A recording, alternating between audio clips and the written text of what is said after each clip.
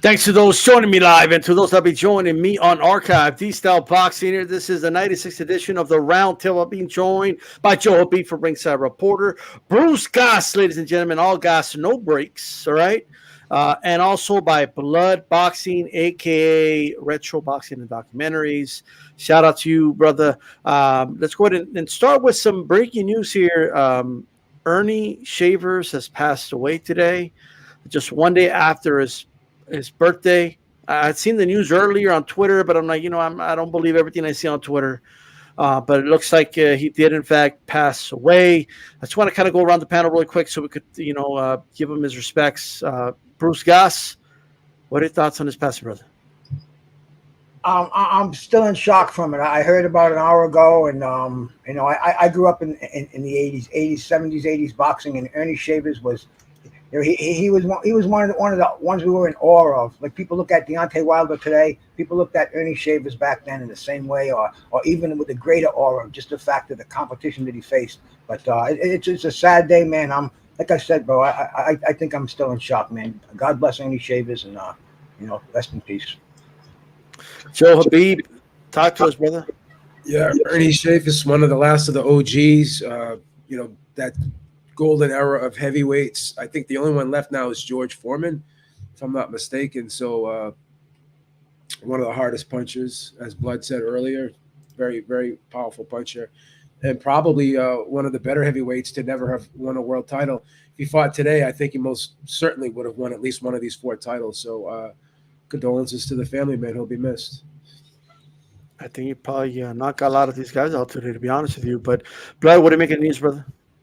Man, this is very unfortunate news, man. Ernie Shavers passing away. His career went for quite some time, man. He started out in the late 1960s, man. He went all the way through the mid-80s, tried to make a comeback in 1995, man. He's had legendary fights with guys like Ron Lyle, several wars in the ring. He also blew out guys like Ken Norton. Ernie Shavers is going to be remembered as one of the hardest punchers to ever live. One love to Ernie Shavers, R.I.P. Yeah, I think even Ali, who got in the ring with Foreman as well, said that was the hardest puncher he ever faced. And Ali fought everybody. So that famous quote, he said, he jogged my kinfolk in Africa. Exactly. Yep. Shout out to G-Foy. He says, arguably the hardest puncher in the boxing history. Hey, our respects to, Ronnie Lyle fought them both, and he said that Ernie Shavers hit harder than George Foreman. Damn. That tells you everything. All those guys can't be lying. That's for sure. So he's definitely an extremely hard puncher. Great man.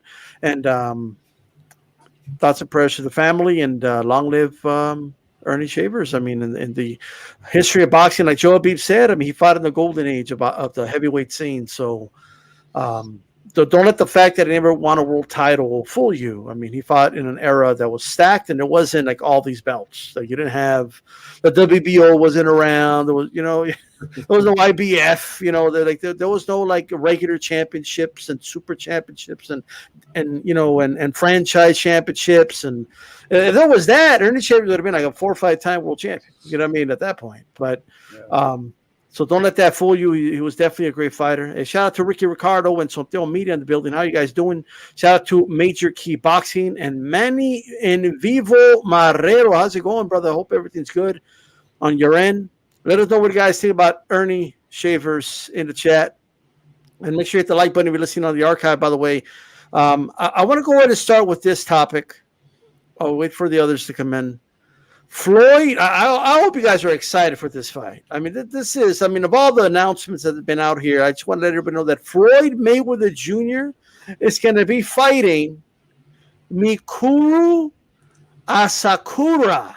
That's right. In an exhibition boxing match by RISIN in Japan. Mikuru Asakura is not a top MMA fighter. Well, why would Floyd do that? He's a middle-of-the-road MMA fighter who happens to live in Japan, and I guess we're going to pay him a lot of money.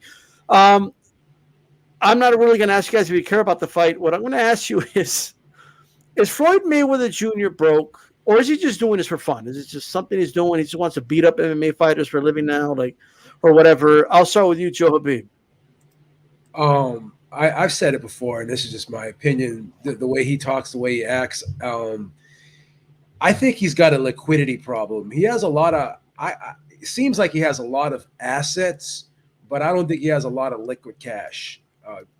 I think from what was reported when he fought Conor McGregor, the IRS pretty much took that purse because he owed taxes for like 10 years. And he's always had an issue of paying taxes, always had an issue of paying people, missed car notes and stuff like that. I mean, I'm not here to shit on the guy, but I mean, this stuff is it's out there, you know, it's reported, right? And whenever you hear someone constantly say, "Oh, I'm making smart business moves," it's like that guy that tells you how much pussy he gets, but he really doesn't really get laid a lot. You know what I mean? That's the kind of sense you get from a guy like Floyd Mayweather. You don't hear guys like Warren Buffett and Bill Gates talk about, even Jay-Z. He doesn't talk about how much money he has. He just makes the money. That it is what it is. But yeah, something doesn't add up to me with this. Again, like if you know.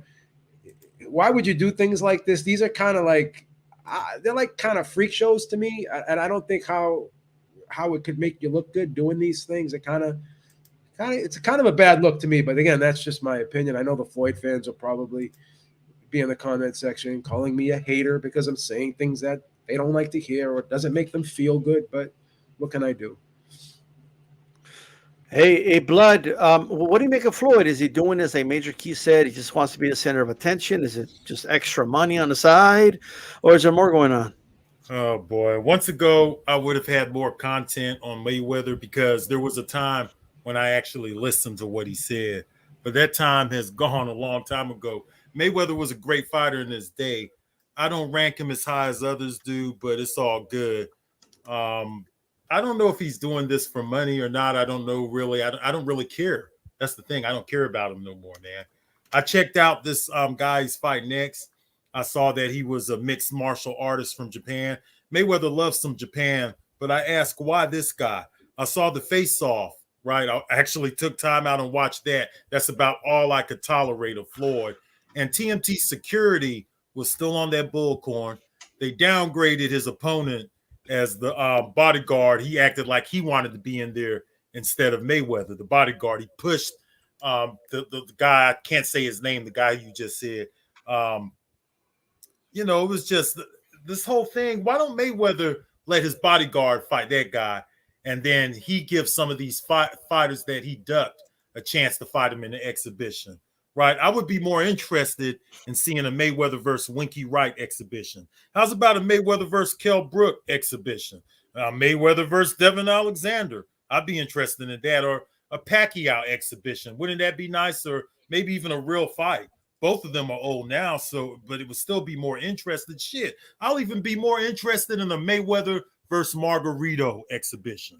Right. I'd even be more interested in that. I mean, you got to admit, if Mayweather was getting ready to have an exhibition with Margarito with their history, wouldn't you be more interested in watching that than him fuck with this guy right here? 100%. I would never give a red cent for this guy again. I'm done with him. So it doesn't really matter to me. I'll end it there. Yeah, look, I don't know, Makaburu, or I forgot the dude's name, but all I want to say is this. When Floyd Mayweather was approached by Chavez Sr., and Chavez Sr. said, "Hey, why don't we do an exhibition for charity?" Floyd literally said, "I don't want to do that. We're going to ruin our legacies by doing that." No, because Chavez Sr. said the wrong words. He said charity. He ain't doing that shit for charity. This is crazy. He's worried about his legacy, but this is crazy. But hey, Bruce Goss, are you excited about Floyd Mayweather testing himself with this MMA beast, this Japanese samurai warrior? No. I gave up on this. Just a little after the retirement with Berto, when the McGregor and all these ridiculous facades that Floyd puts on. See, Floyd. He makes a lot of investments, and people want him to do this and that and go here, go this way. But see, he realizes he can still make that dough from his body. He's a businessman. He doesn't want Margarito. He doesn't want anybody. Mosley, he didn't want to do exhibitions with them because he has to pay them big money. Floyd will get these because he's the A, B, C, D, E side. They're not coming to see anybody else, man. You saw that spectacle when he grabbed the card from the ring card girl and started walking around. Man, did you ever see a boxer do that, man? I mean, bro, Floyd is just a character who has a lot of time on his hands. He knows instead of sitting on his ass, losing his money gambling in Vegas, he can go out on the road, hustle some serious cash doing an exhibition somewhere, live like a king on somebody else's dime for several whatever, man. And he's a smart man, and he'll probably do that until the old arthritis comes in and he can't do it anymore, and he'll need a wheelchair to go from room to room. But it doesn't excite me. You know D style. I'm going to stream it and watch it, but I'm not going to get excited about it, and I wouldn't have even known about it unless you just told me about it on here today. Well, I got to tell you, man, he's going to fight the Samurai Warrior. I don't even know that's his nickname, but we got to put it out there. But it will not be in a helipad. That is the disappointing part. That I was waiting for. Okay, the fight in a helipad up high in Dubai, but this will be in Japan. Somebody said it, and I think it was the GOAT. He said he's just robbing these promoters overseas. Maybe he is, maybe he isn't, but I mean, he's definitely getting the bag. That's for sure. For what it's worth, what is he going to box, like 3 or 4 rounds? He'll make what? If we believe him, like $8 million or something for a couple rounds of work. I mean, it's not bad. That's good money, Beep. Hey, it's great money. You're going to pay him. It's great money. They're going to pay him, man. Shit, what the hell? I'll rather him. Manny Pacquiao's going to be doing an exhibition with like some influencer. Like, why don't Pacquiao Mayweather have an exhibition? They already gave us one exhibition. They could give us another one. You know what I mean? I'm just saying. That's all that shit was at the end of the day. But oh, you're talking about the real fight. I was actually trying to think of an exhibition. Like that was pretty much an exhibition. I mean, like they both tried 50%. They knew they had the bag, so it is what it is. I don't think either guy tried that hard in that fight. I just don't. But there was a big press conference this past weekend. All right. Deontay Wilder-Helenius. This was the press conference for their fight. It's going to be on pay-per-view. They want boxing fans to fork out their money to watch them fight. I had an issue with neither one of them showing up to this press conference. They did it like this on StreamYard or on Zoom or some shit. And it wasn't even this good quality. Like I don't know. They were using some like old 2006 cam or some shit. Wilder needs to upgrade that shit ASAP. So does Helenius, by the way. But like they were on like some old Skype or via satellite type shit. But they were there nonetheless. Blood, what were your general thoughts on this press conference? And did you get excited for the fight? Did the Wilder versus Helenius virtual presser excite me? Absolutely not. As usual, Wilder, he was long-winded. If you have a question, Wilder has the answers. He's a 1985 born know-it-all. It's always about Wilder. There are many that view Wilder to be like this arrogant individual. I don't see Floyd Mayweather's level of arrogance. Wilder's personality, it doesn't bother me much.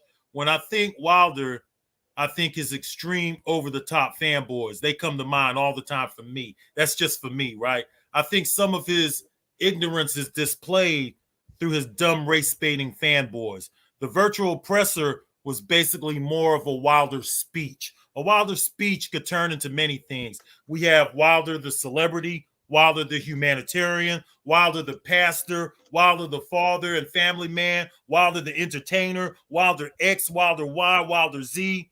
What I did not see was Helenius ready to take Wilder's head off. At times, Helenius, he didn't even appear like he wanted to be there.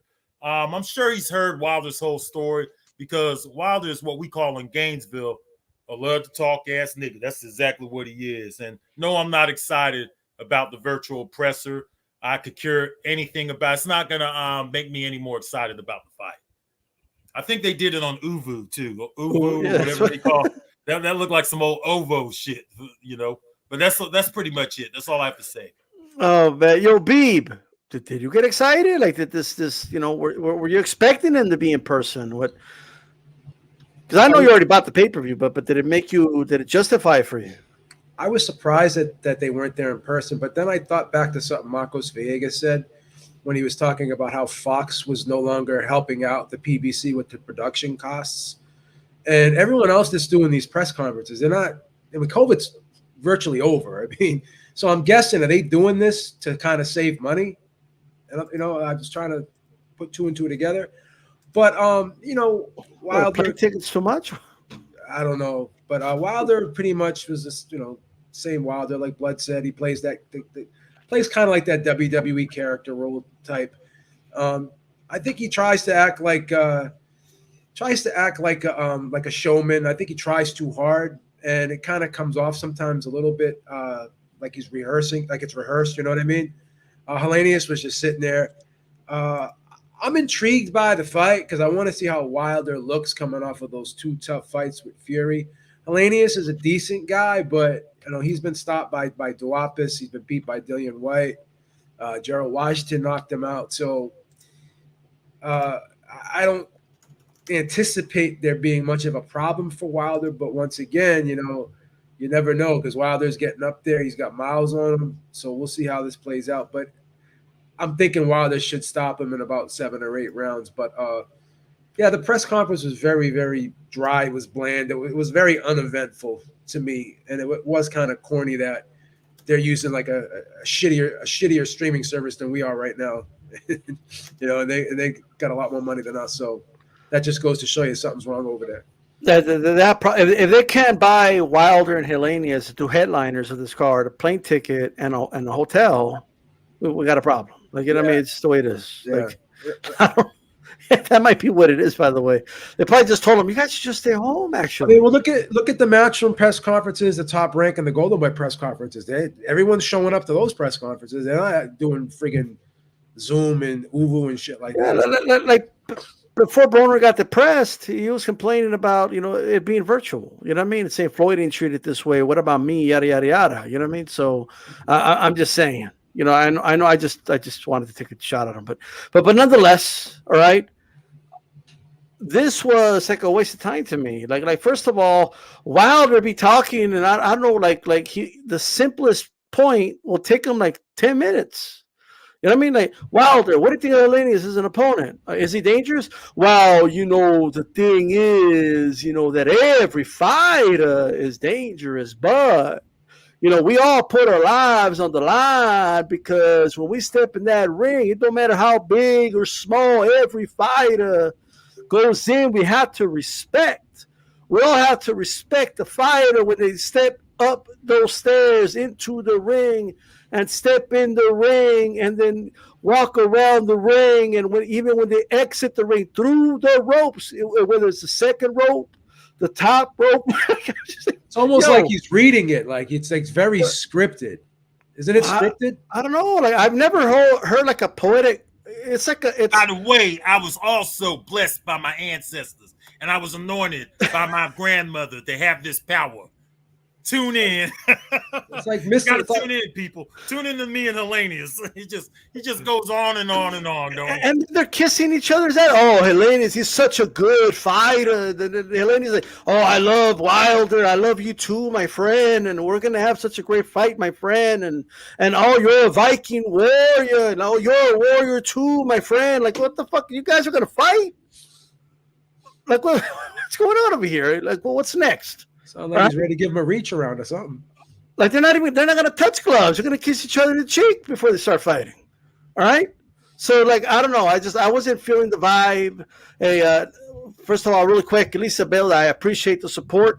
Appreciate that super sticker. Shout out to Lisa Bales. You know what I mean? Look, I wasn't excited for this. This was some terrible promotion. Buy him a fucking ticket. All right. Like, and why is Helenius on some old school like via satellite shit? It's I don't know. All right, whatever. All right, but anyway, in that same press conference, there was 2 fighters though that were there in person. You had Caleb Plant, right, and you had Anthony Dirrell. And Anthony Dirrell, I don't know if you guys caught it, called out Caleb Plant basically for ducking him. Because this is what he said. He went like this to him. So you're going to tell everybody right now that you weren't supposed to fight me, but you fought Canelo instead? Yeah, he was going to fight Canelo. Yes, he's going to fight for the Unified Championship for $10 million instead of fighting you. Yes. Okay? Plus, Dirrell, you were the one that after your fight on the undercard, you said, it's Canelo, I retire. That's what you said. Well, you didn't retire, did you? And you wanted the same damn fight Caleb Plant wanted. The same exact one. But Caleb Plant, in fairness, had a belt. You didn't. All right? But I do want to say that, in my opinion, that was some of the corniest trash talk. I would have rather they do what Wilder did. I would rather just rant poetically than do what they did. Like, I don't know what the fuck that was. Plant is bragging to Anthony about another man beating up his brother. Okay? Oh, yeah, what happened when Statiki got in the ring with your brother? Like, well, dude, you didn't do that to his brother. What is this? I never heard that in my life. Bruce Gas, that you catch it, and then they pump you up. A little bit. You know, we've got a decent co-main event here. You know, the card's it's turning more into an event status card. But I like the back and forth jarring, man. You know, I was waiting to see him go at it. Dirrell was just very, very cool. He seemed very subdued. Plant was doing all the yapping. Plant was doing all the talking about his brother and this and that. And I mean, great fight, but their job is to sell the fight. So they're gonna, you know, Plant knows showmanship. He's the A side here, and I think he's trying to create the excitement. So he's trying to pull everything that he can out. It didn't excite me that much, D-style, but it passed the day a little bit. At least it lets us know we're having a couple of a good undercard going for this fight. Sure. Blood. What you think of their back and forth? Man, I think you summed it up pretty good, man. When it comes to trash talk, I most definitely can tell you all about trash talk, as I have been rated very good at trash talk online as well as in my real life. Boxing is also a mental sport, and one of the most effective ways to gain a mental edge is through trash talk, man. But sometimes trash talk can backfire on a trash talker, especially if the fighter talking trash does not deliver. And we've seen that happen several times before. Trash talk can definitely go wrong, and sometimes the fighter can trash talk themselves into a more defined ass whooping, man. Plant is an easy target for trash talkers. I always call Plant the boxing Joan B. You may not find that funny, but I do, though. He's an easy target because he's a white guy that people would say acts black. Of course, there would be the critics of a trash talker that would say, what do you mean by acting black? That's a fair question, but a participant of trash talk knows what the hell I mean, and that's what's important to an actual trash talker. Now, let's get back to the interaction between Plant and Dirrell. Listen, man, I didn't know these guys had beef, like I said, until I watched the presser. And of course, race came up in this whole thing. That's not surprising in the sport of boxing. Dirrell decided to take a page out of the B-Hop book of trash talk. He posted up a comment saying that he would never let a white boy beat him or something like that. This came up at the presser. I listened to it today. Plant, of course, took that personal because Plant is one of the white guys that really identifies with black people. That's just who he is. Dirrell had more of a problem at this presser than Plant did, it appeared to me. He says that Plant's an asshole and that nobody likes Plant. He also said that Canelo slapped him like he's his bitch, like he went deal with it. He even said that he slapped him like, you know, he pimp slapped you or some shit like that, and then told Plant that he was pussy. I don't know if y'all caught all that, but this is some stuff that he said. You wanted to bring up the trash talk? I'm going to recite what he said, right? He said that he was pussy, man. And is the beef manufactured? I'm not sure, but I would give Dirrell the edge in trash talk. He gets a C because he could have went a lot of places with Plant. Plant is just the easy one to pick on. I'd give Plant about a D in trash talk. They're not very good at trash talk, bro. I'll just leave it at that. You might change your mind, though. Did you ever hear Blood? What he posted on Twitter about Canelo after Canelo lost? You're talking about Dirrell? No. Plant. This is what he said. He tweeted out. This is true, by the way. I'm just okay. Yeah, run it by me. I think I did hear something like this, but run it by me again. So he basically tweeted out, "Yeah, that should have been me." Basically, Bivol, right? And he said, "But I'll say this: even in a loss, when I went back, I was going back into my corner, and I saw his ass sit down in the stool. I knew he had to respect me." I did hear about that. Now that you brought that up, I heard about it. It's a joke, man. I mean, I don't know. I don't even know how to expand on that. I feel the same way you feel about it, bro.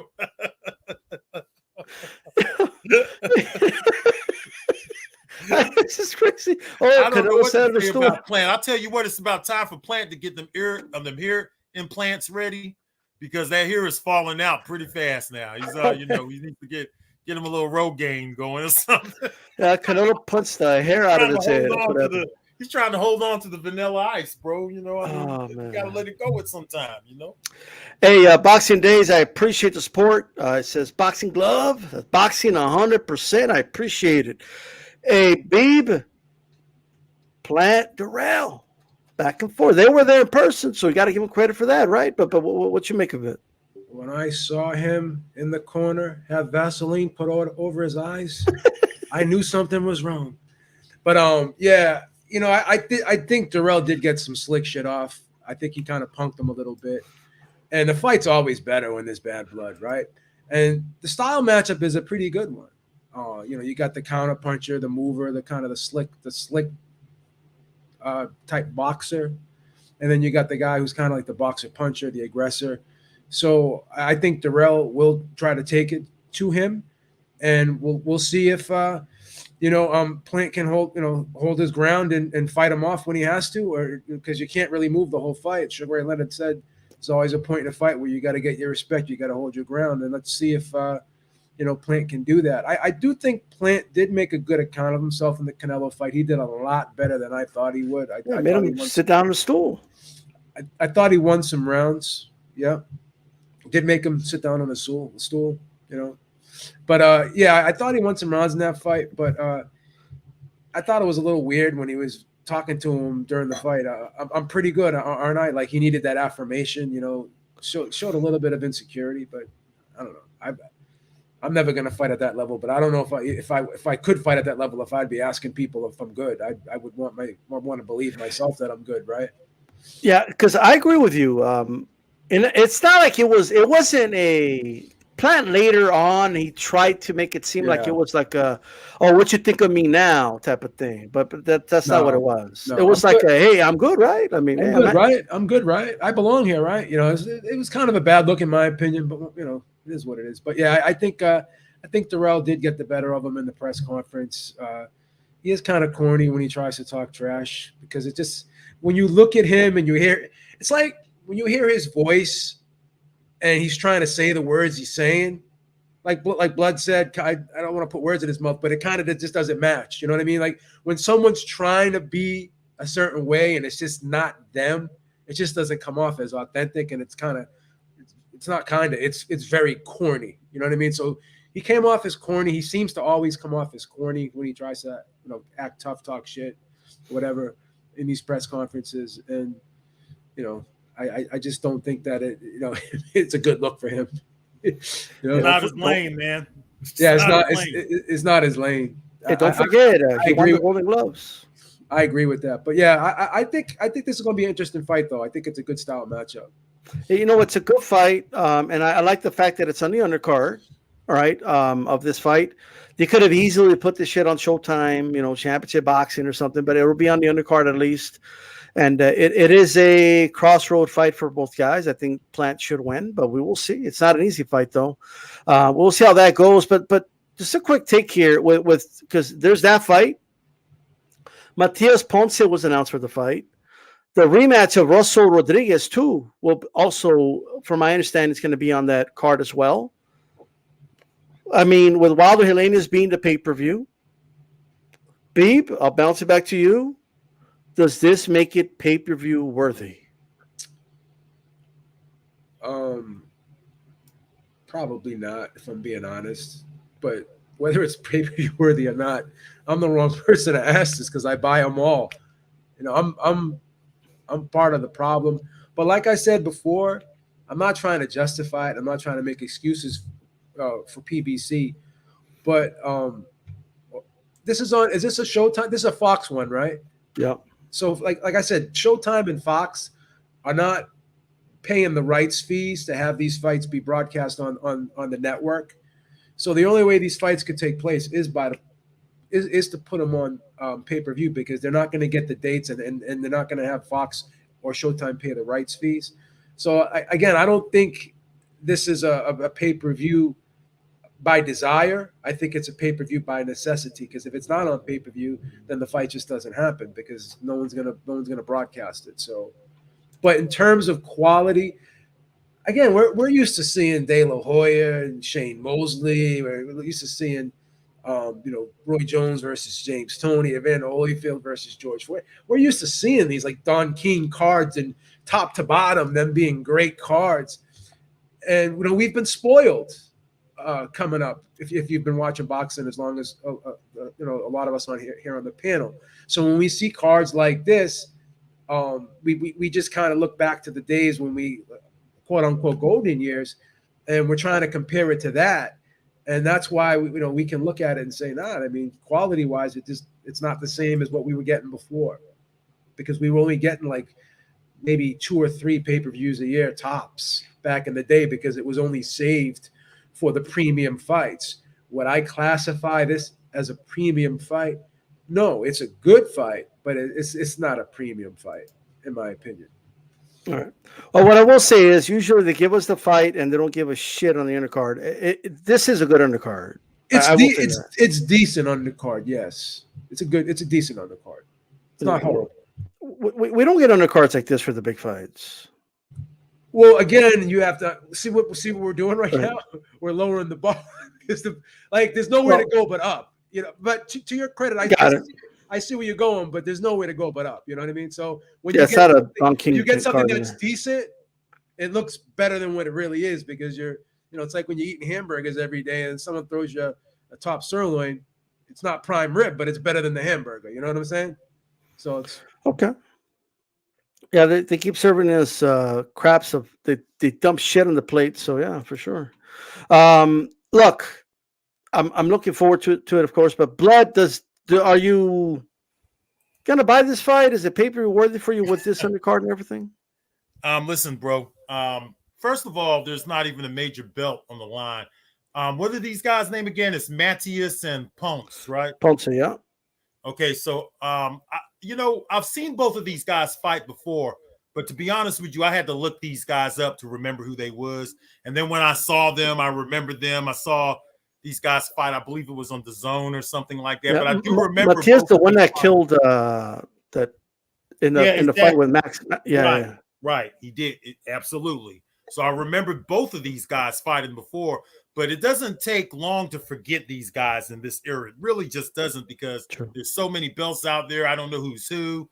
As for the Russell, the rematch in that fight fans are still mixing up the Russell brothers. They don't even know who the Russell brothers are. They're mixing these guys up and all kinds of stuff, if they even know who they are. So this does not add and make this into a pay-per-view event. There's not a major belt, like I said. This is what I call a Tuesday night fight.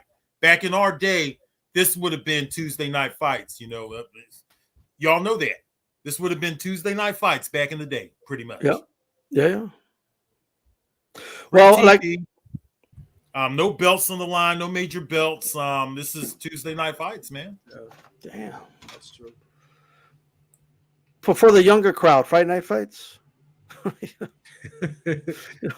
With Sean O'Grady and Al Albert on USA Tuesday Night Fights. That's right. That was hilarious. They would have covered this fight very well too.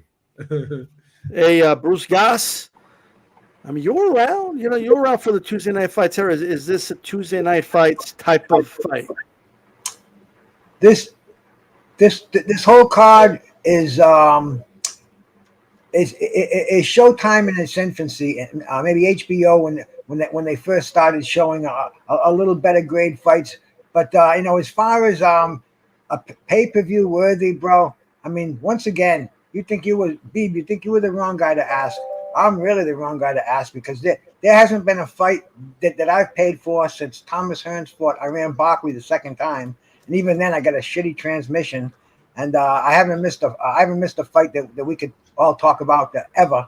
I mean, but believe me, pay-per-view is dead. I don't see how they can even measure the success of a fight anymore by the amount of pay-per-views it does, because every time they show a pay-per-view event, more people know how to stream it, and the streaming services are getting better. So stack it up as much as you can. I'm going to watch it either way. I mean, like I said, with today's technology, I don't miss a fight, and I'm not ashamed to say it. And I support boxing by what we're doing now, and just by, you know, try to get other fans involved in it. I buy merchandise. I mean, bro.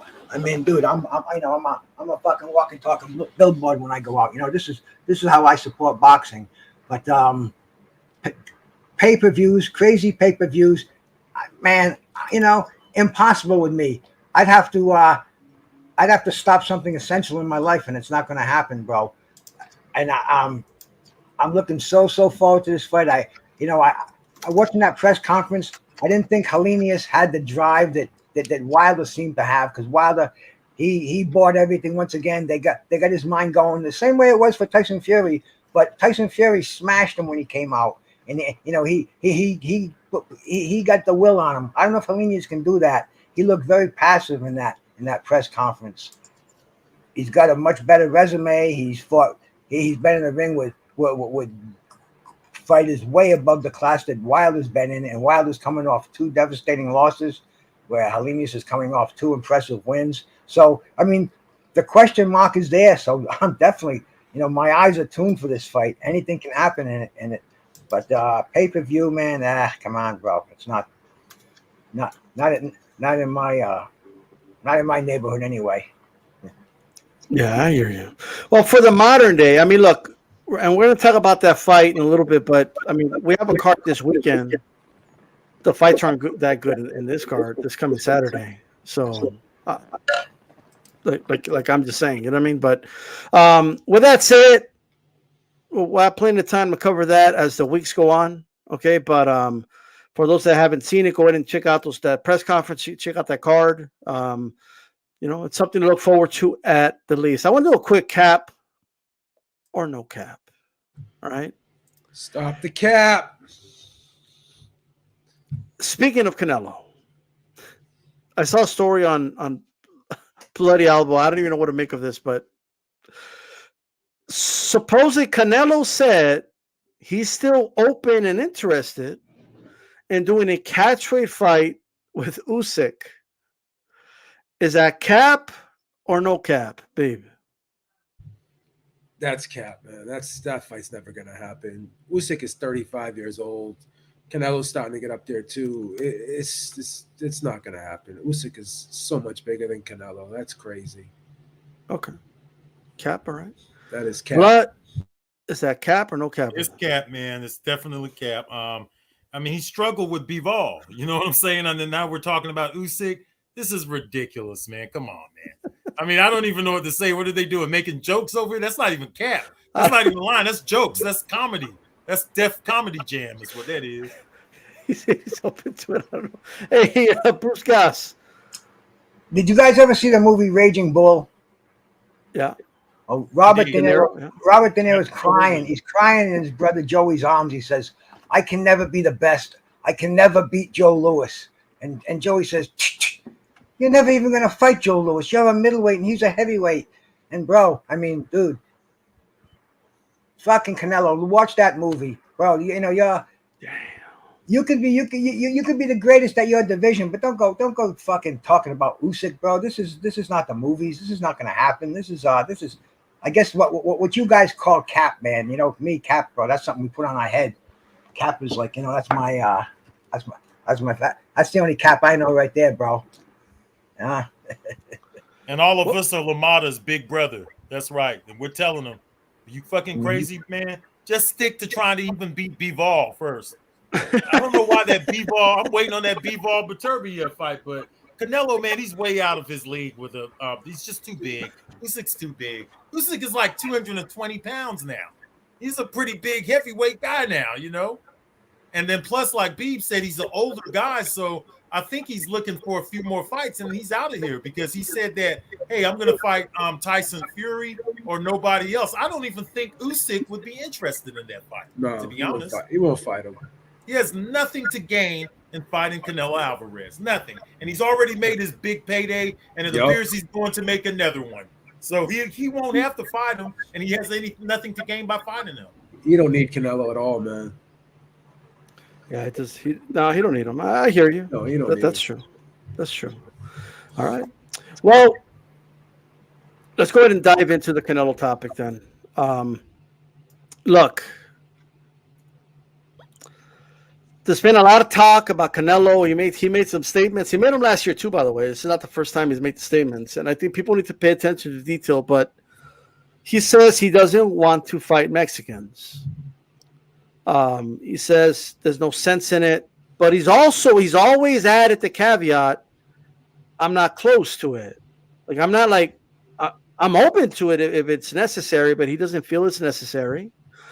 Last year when he spoke about Munguia, he said, Munguia's not even at my level yet. Like he needs to reach my level first. I would prefer not to fight him, but, I'm not going to close the door to it. With Zurdo, he's basically saying, look, I'm going for Zurdo, but I think Bivol's going to win. I want Bivol next, right? That's basically what he's saying. And he's saying, he doesn't want to talk about Zurdo. He wants to talk about Bivol, right? But maybe you guys feel differently. Maybe you feel, he just doesn't want to do it, even though half of his resume is all Mexican fighters, like literally, right? He's fought Mexicans before, but with that said, one, you feel Canelo's trying to avoid Mexican fighters, number one. But second, if Zurdo wins the fight, let's say he beats Bivol, will Canelo fight him? Like, what does your intuition tell you? And I'll start with you, Beeb. I don't even think he'll fight Bivol again, if I'm being honest. I really don't. I don't think he's going back up there. It's a bad look. Why say it? Some of the greatest fights have been between Mexican fighters, right? You had Barrera and Morales. You had several. De La Hoya and Vargas. You had Valdez and Burchell. There's a lot of good rivalries, a lot of good matchups, man. You had Chavez and Ramirez. I can go on, and those were all very good fights. Right. I just don't understand the need to even make the statement. You could say that I'm supporting Ramirez. You could say that I'm supporting Mexican fighters. I'm getting behind Mexican fighters. But if the fight makes sense, the fight makes sense. Why just avoid somebody just because of their nationality? That makes no sense at all. It's ridiculous. It kind of sounds like a xenophobic statement. You know what I mean? Like I'm only going to fight specific races, people of certain ethnicities, right? So I don't know why he made the statement. I don't know if he's going to, abide by the statement that he made. But I don't think he fights either one. I don't think he goes back up to light heavyweight. I just don't. I think the fight to make would be with David Benavidez. I think once this whole thing is done with the zone, I think the PBC will give him a better deal, and I think he'll probably go over there and start fighting those guys. So do you think like he's including Benavidez in that? Like he doesn't want to fight Benavidez? Well, what he'll say is Benavidez is probably American, and he's a Mexican American, and so when I said I don't want to fight Mexicans, I meant Mexican born. But then Zurdo said something clever today. He's like, yeah, in a couple of days I'm going to become an American citizen, so. That's fine. Technically, I'm going to be Be so he's going to get his papers to fight Canelo. And yeah. So, and his English has gotten really, really better too, man. Shout out to Ramirez. I mean, I think that's is all right. I mean, I wouldn't say it's amazing, but come on, man. You don't give people Really? credit, man. Between you and the fat shaming and all, the guy. I'm just saying. You gotta do a comparative analysis to how he sounded before. You don't think he's improved a lot? Fair enough. Fair enough.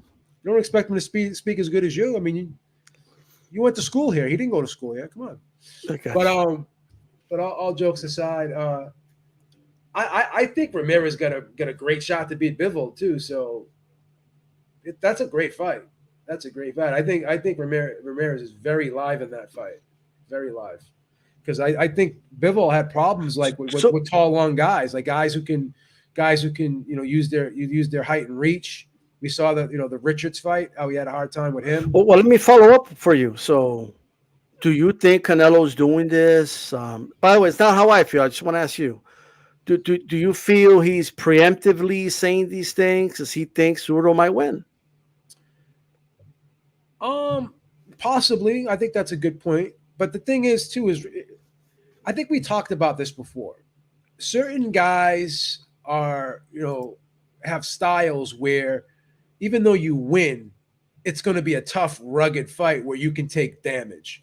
Like Ramirez is kind of like a rugged guy. He can fight on the inside. He's aggressive. He'll lean on you. He'll push you. He can get physical. He's very versatile. Whereas Bivol is more of a finesse guy.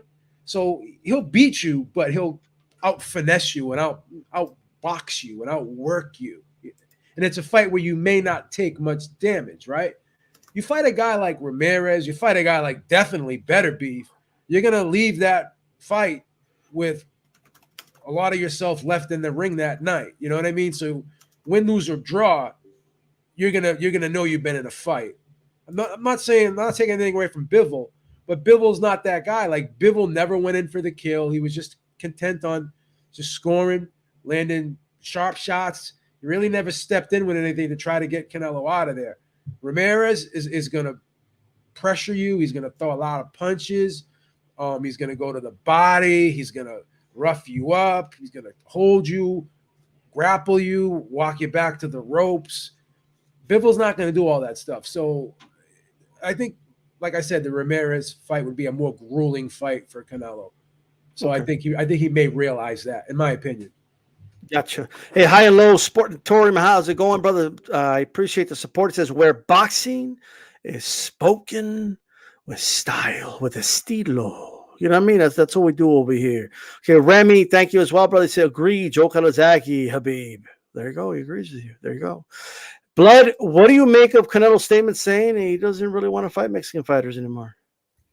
Well, if he had imposed this line in the past, then I would buy it. Canelo has fought more Mexican fighters than any other Mexican fighter. He's fought more black fighters than any other black fighters. He's fought more than anybody else in this era, pretty much. His resume is stacked with black fighters, Mexican fighters. So Canelo, he fights who the hell he wants to fight. He's the man right now. But we require him as fight fans for him to fight David Benavidez. A true warrior takes on all gladiators, man.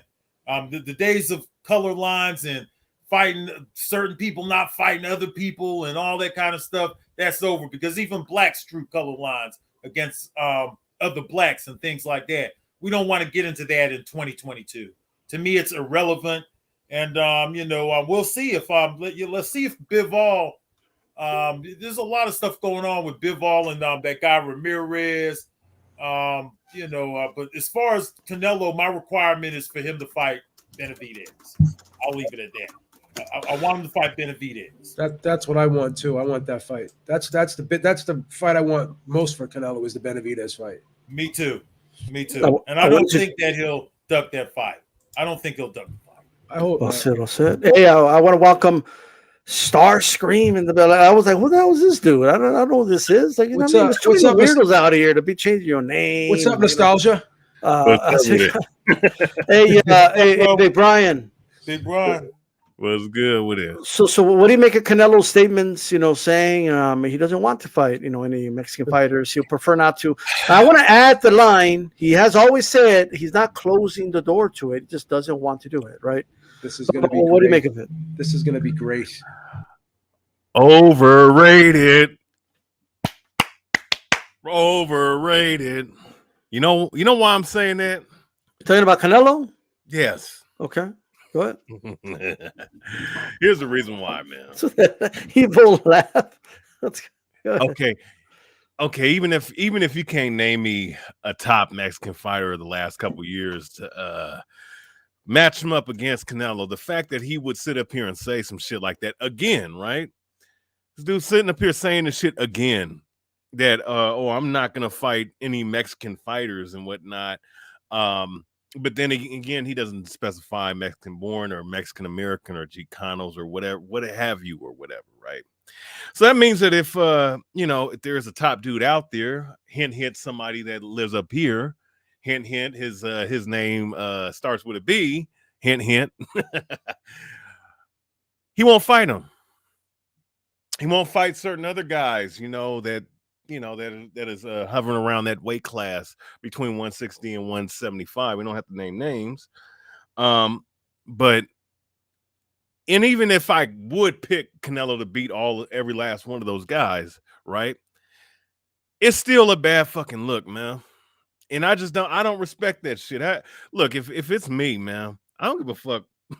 If I'm just saying, for me, same race or not, if you're in my way, I'm stomping the shit out of you, man. And that's the type of mentality that he should have, because it's a dog eat dog world, man. He know that, especially with boxing. He should say, look, I want to fight Benavidez. I'm gonna stomp him out.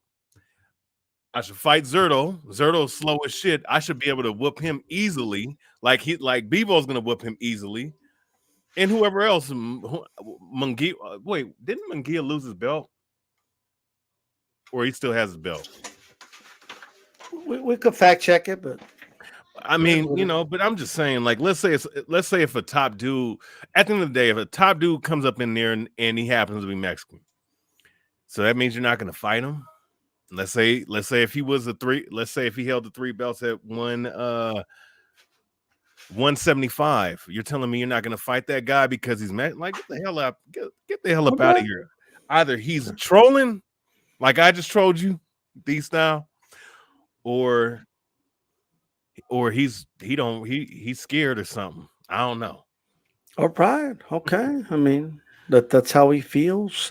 Everyone gets to express their opinions on the roundtable. Hey, Bruce Goss, what you make of Canelo's comments, and do you think something's going on? Do you think he's trying to avoid Mexican fighters out here? You listen to enough of the internet, you hear many explanations, many excuses. I mean, I've heard everything from Reynoso wants him to stay away from the black slick boxers, and I've heard everything from the cartels in Sonora said, we don't want you fighting Mexican fighters. I mean, shit, I mean, who the fuck knows why? Because anything you hear is possible, and I just like Blood said, he's fought black fighters, he's fought Mexican fighters, he's fought American fighters. We want to see him fight Benavidez. That's the fight right now. If he's not going to do it, then let's move on, because boxing, it's a game where you're only as good as the fight that we want you to see, and it has to be made. I mean, damn, I'm surprised I haven't heard that 147-pound clash mentioned at all tonight. But this is the way boxing is, and Canelo, I don't know how long he can just write his own ticket, man. Boxers like myself, fans like myself, we get sick of that. We want to see him fight Benavidez. Benavidez has been calling his name, and man, I'm not going to lose sleep over it, because I know how boxing works today, and and Canelo being pushed this way and that way. I think he runs his own camp, and I think he controls who he's fighting. And I don't know, man.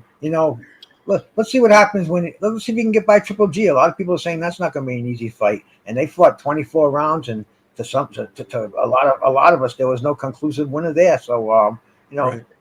Let's see what's going on with Canelo, and hey, I am interested in anything that he does. I will definitely be in front of the TV watching it. Absolutely. Remy, Canelo said Benavidez was green and gave him time to improve. Plus, he never said no to Mexican Americans. Well said. Let me go piece by piece here. I'm glad this was brought up. Reynoso never said we avoid black fighters because they're difficult to fight. He never said that. Reynoso was giving credit to black fighters. He said they're a difficult style to fight, is what he said. That's respect. That's not, oh, we don't want to fight them, we're avoiding them. That's not what that means. No, but it gets twisted, though. It gets twisted. Oh, no, that's what I'm saying. They twist it. Just like when Robert Garcia was being interviewed and it was asked, hey, who's like, who do you think is the top rival of the Mexican fighters? He was talking to Eric Morales and he said the black fighter. That's what he said. And Dante Boxing Nation turned into some other shit. Right? Well, That's what happened there. Well, I give him credit. He has more black fighters than certain media hype overrated black fighters who are 3-4 belt champions in his era. So I'll give him that. Yeah, because he also said this on the lead up to the Valdez Shakur fight. He said it's going to be a very difficult fight because, you know, the African American style is a difficult style to beat. That's what he said, right? Now, if somebody wants to say, "Oh, that's this," you could turn it however you want. Like that's all he said. To me, that's not disrespect. That's respect. But it's whatever, right? But of course, people twist it. People are twisting what Canelo's saying. I mean, I'm sorry, people are twisting it. Now, somebody might say, and I get it, right? Like you never want to say that, but here's the thing. Here's the reality, guys. There's only like Zurdo and freaking Munguia. It's not like we have a sea of Mexican fighters in these divisions. You know what I mean? Like that's not what we have here. All those fights you mentioned, B, they were all sub-welterweight fights. All of them. Besides Eloy Vargas. That's it. Like all of them were sub-147. Besides that one fight. So all I'm saying is there isn't like this sea of fighters, you know, and he has got in the ring with Mexican fighters. So that's just my opinion on that. You know what I mean? Joe, explain yourself. You think he's ducking Mexican fighters? I can't say he is yet because he hasn't turned down the fight yet. So as of this time, I would say no. But once again, it's just not a good statement to make because you're putting the perception out there that you may. Doesn't mean you will, but it means you're putting it out there. So you think he's actively ducking Munguia? Do I think he's ducking Munguia?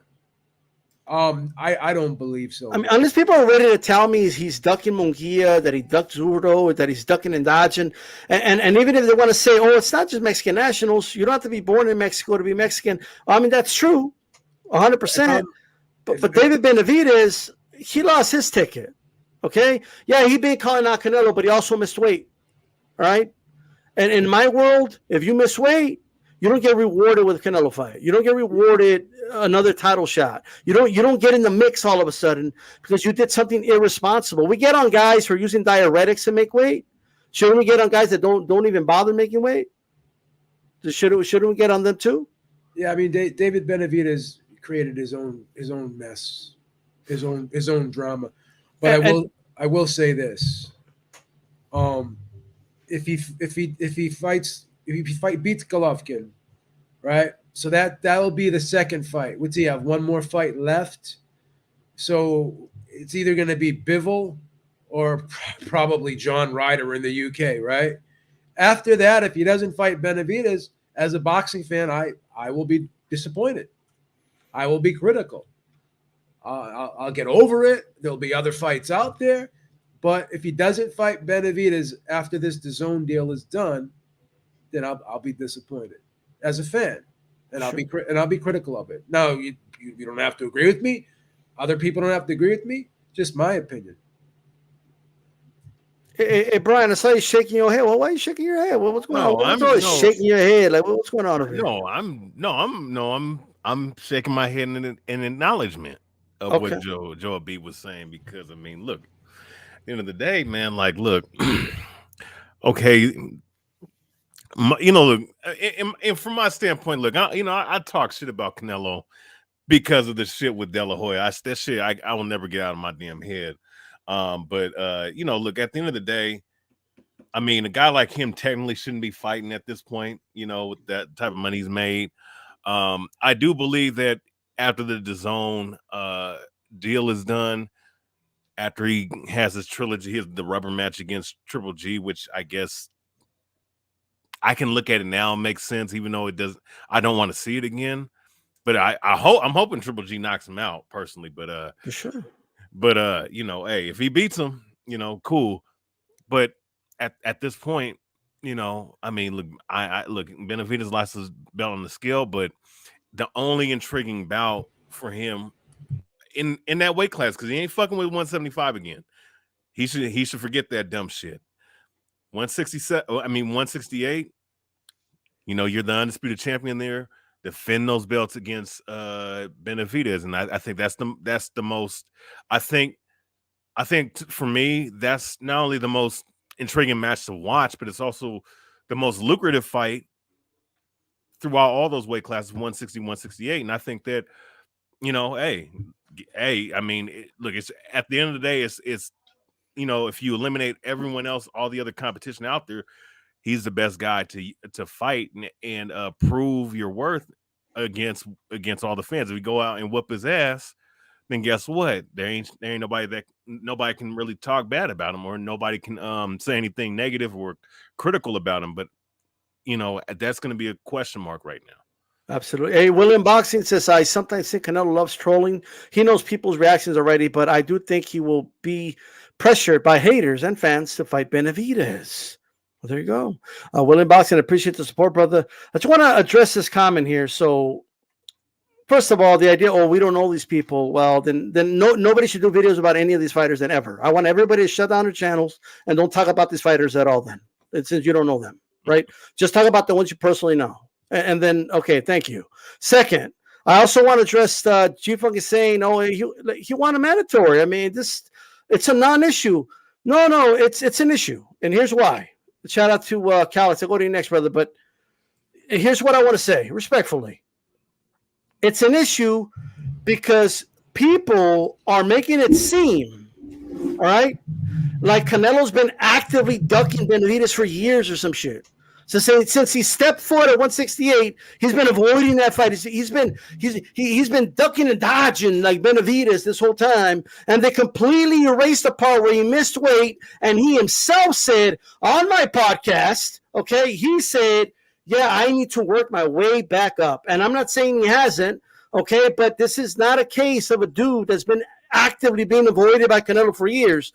No, in the meantime, while he was working his way back up, Canelo unified the whole fucking division. Is what he did. He did something Benavidez never did. Benavidez never fought and unified a fight, even though he was right there in PBC.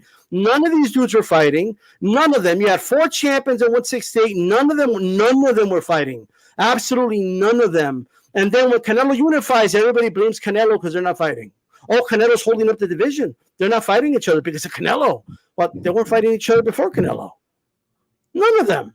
All right. So that's my only point. And as far as Benavidez goes, good. Okay. He earned a mandatory spot. Good for him. Cool. All right. But he needs to wait. There's a mandatory process. Right. And right now, Canelo's going to fight Triple G. I mean, that's the fight that he's going to do. It is what it is. Calix. Yo. Look at that smile. Beeb's like, look at this dude. He just shredded me right now. You know what I mean? But get him, Brian. Get him, Brian. But get him, Brian. You gotta watch out, bro. I'm gonna break Christina body you again if you don't stop. Okay, but anyway. No, don't bring her on. Unleash the nostalgia on him. Unleash the nostalgia bomb on him, Brian. You know what? She's actually anti-Canelo right now. I can't bring her on. That's good. That's good. But Calix. We talked about it, but really quick. Well, what are your thoughts? Is he avoiding Munguia and Zurdo? Is he doesn't want to fight him? No, neither guy imminent threat. And like I said on the pod, and we've been over this. If Zurdo were to beat Bivol, upset him, which isn't going to happen because Bivol is a 5.5 to 1 favorite in that fight, and rightfully so. But if he were, and he were to call out Canelo, that energy would change immediately, and he would do a 180. This is politics talk from Canelo.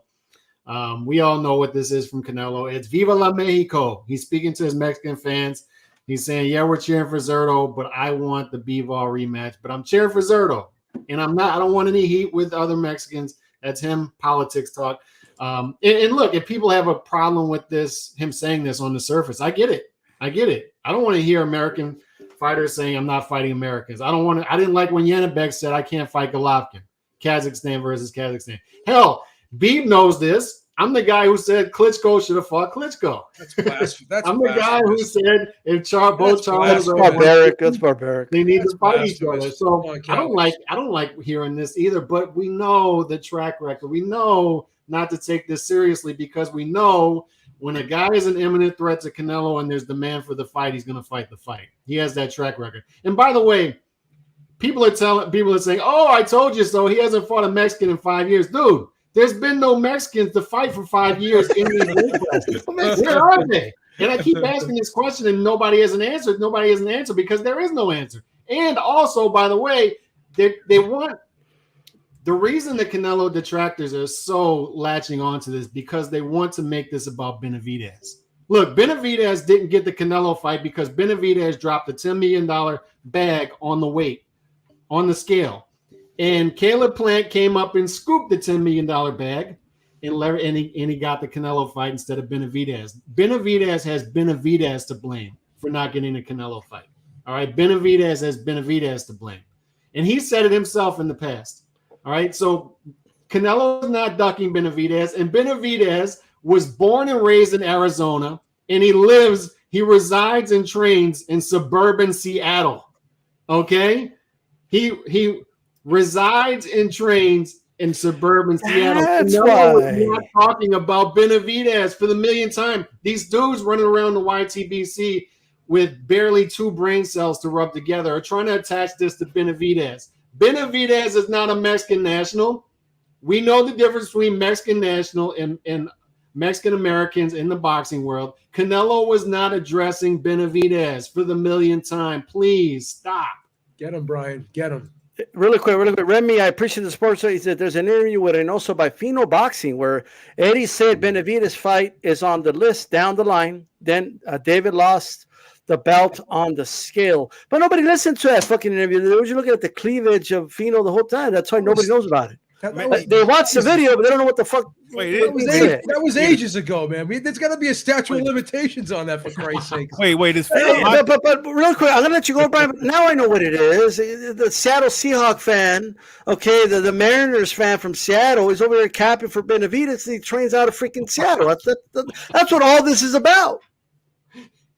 What are you gonna do? You gonna go dig back when he was in high school and he freaking flipped over a lunch table or something? I mean, there's got to be a statute of limitations on some of this stuff. Brian's just going for the Seattle kid. That's what all of this is about. You know what? You're damn right. Stop this Canelo interference, Brian. Hey, Callis, come on, man. Seattle's the hood out here. No, you know what?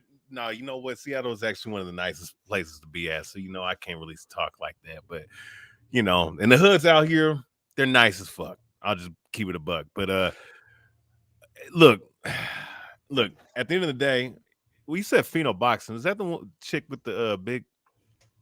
That's why you never heard what was said in that interview. You were watching the tits. Whoa. Joe, that was 2021. Come on.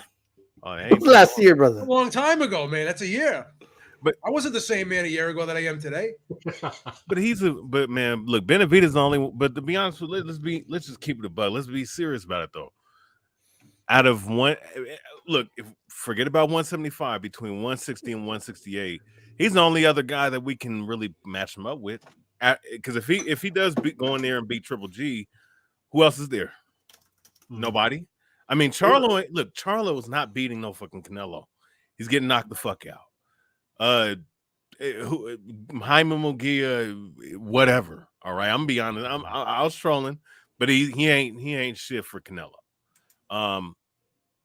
The rest, I'm just saying, like 168. I mean, David Morrell maybe, but David Morrell needs at least 5 or 6 more fights before I can really throw him in there with Canelo at this point. You know what I'm saying? So look, Benavidez is the only other guy to me. We're all expecting Canelo versus Benavidez next September, right? I mean, because the B-ball rematch is happening in May. They've already said that's happening in May 2023. So the Benavidez fight would happen, and that's the fight that everybody wants. That's the fight that's going to happen September 2023.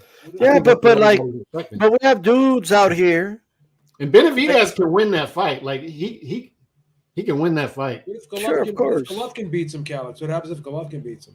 No, it's not gonna happen. Come on. What are we doing here? Talking about miracles now? Come What are we on. talking about next? Part of the Red Sea now? Like, Golovkin's gonna part the Red Sea too, or what? Come on. He's gonna turn like water into wine too, or what? Like what? He's gonna be Canelo? Like you really believe that? You sound a little hyperbolic right now. You're going over the top with some of these analogies. No, but like I'm just saying, like what's going on? What is this? What is this? But here, One of the but check rings? it out. Just saying. Is Gandalf gonna fly out of the sky or something? Take it easy. I don't know, but here's what I know. So this is all I know. Okay. Chief Funky asked, what else does he need to do? Well, Benavidez could fight Plant. It's not that he could fight the winner of the Dirrell fight. There's a lot he can do. Come on. There's a lot he could do. It's like, oh, poor him. What can he possibly do? By golly gee, he beat. Ain't nobody even know the dude he beat. But he beat a dude to become the mandatory, right? Put himself in a mandatory spot. And well, I guess he could wait, because if his life depends on the Canelo fight, then I guess he's going to have to wait in line then, right? Yeah. But real quick, just one quick point on that is the issue is Al is not putting anybody in jeopardy who he can bring to the negotiation table next year in order to try to get Canelo to sign a 3-fight deal. Bingo. He's not putting Benavidez in there with Charlo. He's not putting him in there with Morrell Jr. He's not putting Plan in there with anybody. He's not upsetting that. He wants to bring all his pawns to the table in order to get a 3-fight deal, 2-fight deal, 3-fight deal for Canelo. He's not putting those guys in danger. And that's the issue with this whole thing is Canelo has paralyzed all these guys. These guys at middleweight want to fight at 168 now instead of fighting at middleweight. Nobody's doing anything. And middleweight is the tallest midget division right now. Like it's a division full of it's a tall midget competition. Is what it is. Like if Plant you get juniors fighting a welterweight. Boo Boo Andre is moving up to super middleweight. Nobody knows what Jamal's doing. None of these guys are doing anything. Jamal's getting dissed by his wife on podcast. Oh shit! Really? I'm like, what's going on with Jamal? Like, you get your shit together, brother. You know what I mean? But look, I want to proceed to this. Now, just really quick, cap or no cap? Calix Canelo says he's open to an Usyk fight at a catchweight still. Cap. TVH. Cap or no cap? Canelo says he's open to an Usyk fight at a catchweight. Man, you know damn well he's not fighting on Usyk. That's cap now. All right. So I want to do another cap or no cap. Please. I'll start with you, Calix. Jake Paul will fight Anderson Silva. Cap or no cap? That's no cap. I think that'll happen. You think that's going to okay? Sorry. Blood boxing. Will Jake Paul fight Anderson Silva in a boxing match? I heard that fight was taking place, bro. So I think that they would fight each other. Absolutely. I hope Anderson knocks that dude out. Me too. TBH, is he going to get in the ring? Anybody to knock him out. Please. Man, I look, money-wise, it makes sense for Silva, so why not? I mean, shit, if he can, I mean, and if there ain't no clause where it says you have to take a dive for this bum-ass dude named Jake Paul, then he's knocking him the fuck out. I mean, if he could whoop what's the name? Julio Cesar Chavez Jr., who he's a bum too, but I mean, if he could whoop that guy. Bum bashing over. If he could whoop that guy, I mean, Jake Paul should be easy. Chavez didn't train; he was kind of probably high or something. But I hear you. You know, still better than Jake Paul. I mean, 46. He got beat by 46. Speculation. That's speculation. Speculation. Okay. I'm going to be honest with you guys. Cap. I don't think Jake Paul's going to get in the ring. I know it's been announced. It's already signed, buddy. Come on. I know it's signed. Probably is. Who knows?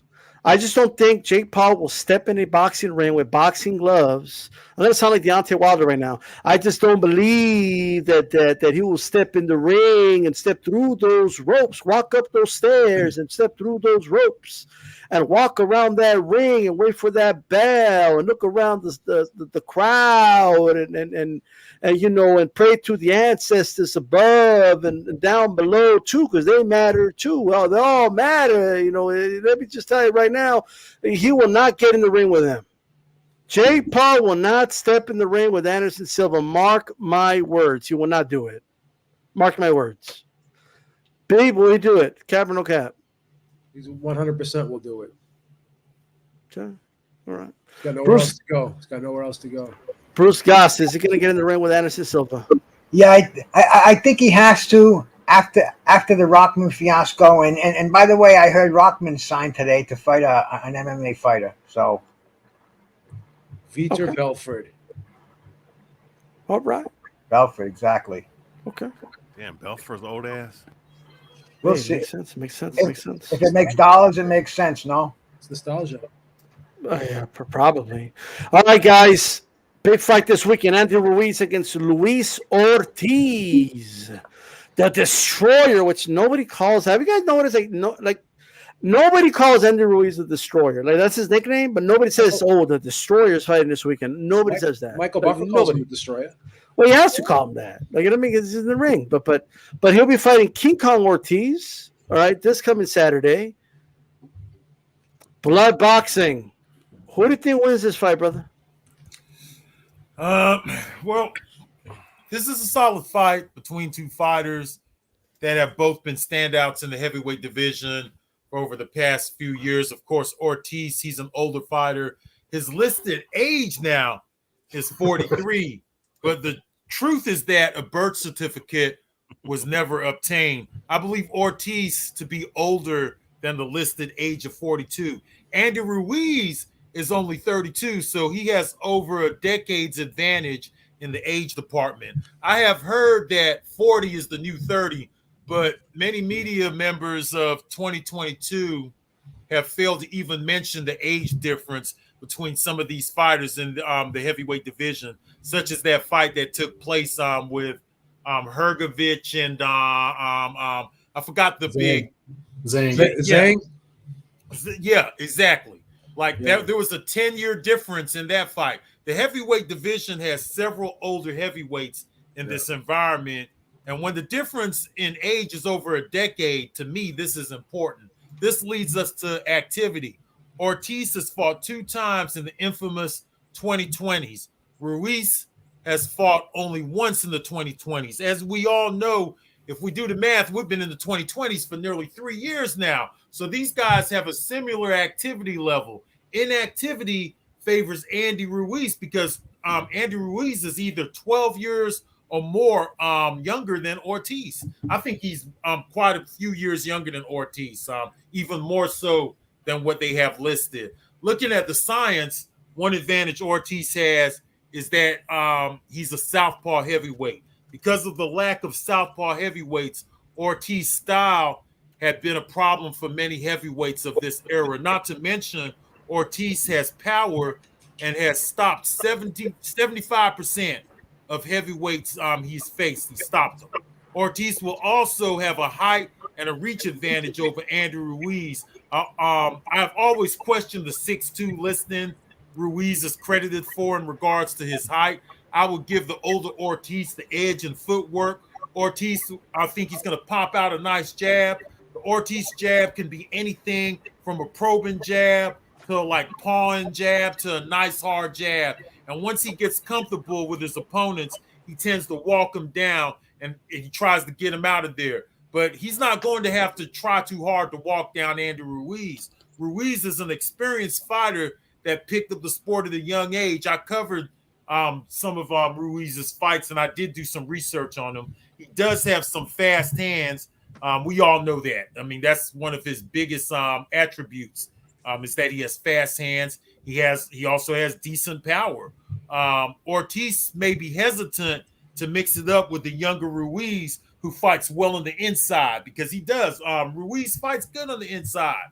If Ortiz could keep the fight mid to long range, I would favor Ortiz.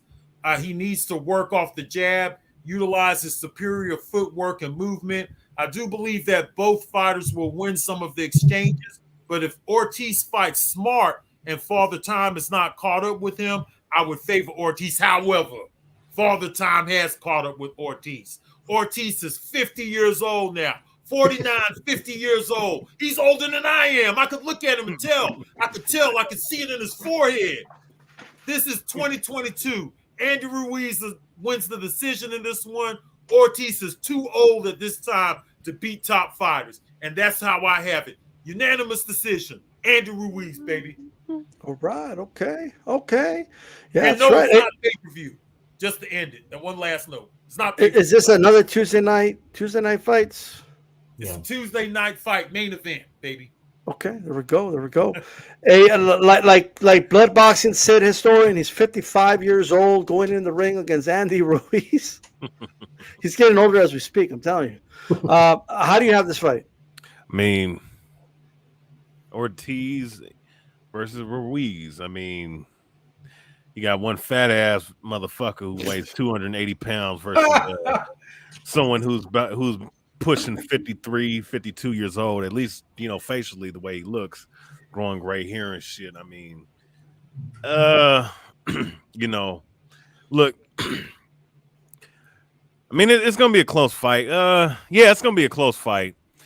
I do think that Andy Ruiz definitely, you know, especially when it comes to the hand speed and whatnot, he can do some things. He has a decent jab, you know, decent power. His head movement, I mean, is on and off. He'll be there to be hit with the right hand, you know, several times. Then other times he can move his head. But then again, he's fighting a southpaw Luis Ortiz, who can give him a lot of problems, especially the fact that Ortiz, you know, fights in that Cuban style of boxing where he utilizes a great head movement. He has a good right jab, a powerful left hand. To me, what, you know, the distance and where it's fight at, that's where it's going to be determined. And I do believe from what I saw last fight, I think Andy Ruiz is going to get him if he can touch him on the chin a couple times, because in Charles Martin, the fight he had, you know, the first year of this year, speaking of him versus speaking of Ortiz versus Charles Martin, you know, he's southpaw, so it's a little different, but that dude's a bum. And he dropped him several times. I mean, he can hit hard. Don't get it twisted, but he dropped him several times in that fight. Andy Ruiz may not be the same amount of puncher, but he has decent enough power and better accumulation in terms of his combination. So I think as the rounds go on, I think that Ruiz is going to eventually find home for the right hand, which is always the weakness to the southpaw. And I think he's going to end Ortiz's career, unfortunately, because I would like to see Ortiz continue to fight. But it's going to be close all the way up to the 8th or 9th, 10th round, and I think Ruiz is going to get him. There we go. Bruce Gas. All gas. No breaks. How do you see this fight? I see this fight like Don King used to put these fights together all the time. This would be like Trevor Berbick, Ronaldo Snipes on a Friday night, or a Pinklin Thomas and Harry Coetzee. I mean, he top 10 heavyweights. They have to get together and clear up that gray area. And you know, when I first heard this fight, I said Andy Ruiz. I heard that he had slimmed down, and I know he's got the speed. And I thought the same thing. I said Ortiz is old. He's going to slow down, but the more I look at it, I see Andy Ruiz coming in here at almost 270 pounds, and I see Ortiz. I look at his fights, and he just keeps chugging forward. He's got great boxing skills. He's only gotten stopped by that bazooka that Wilder nailed him with.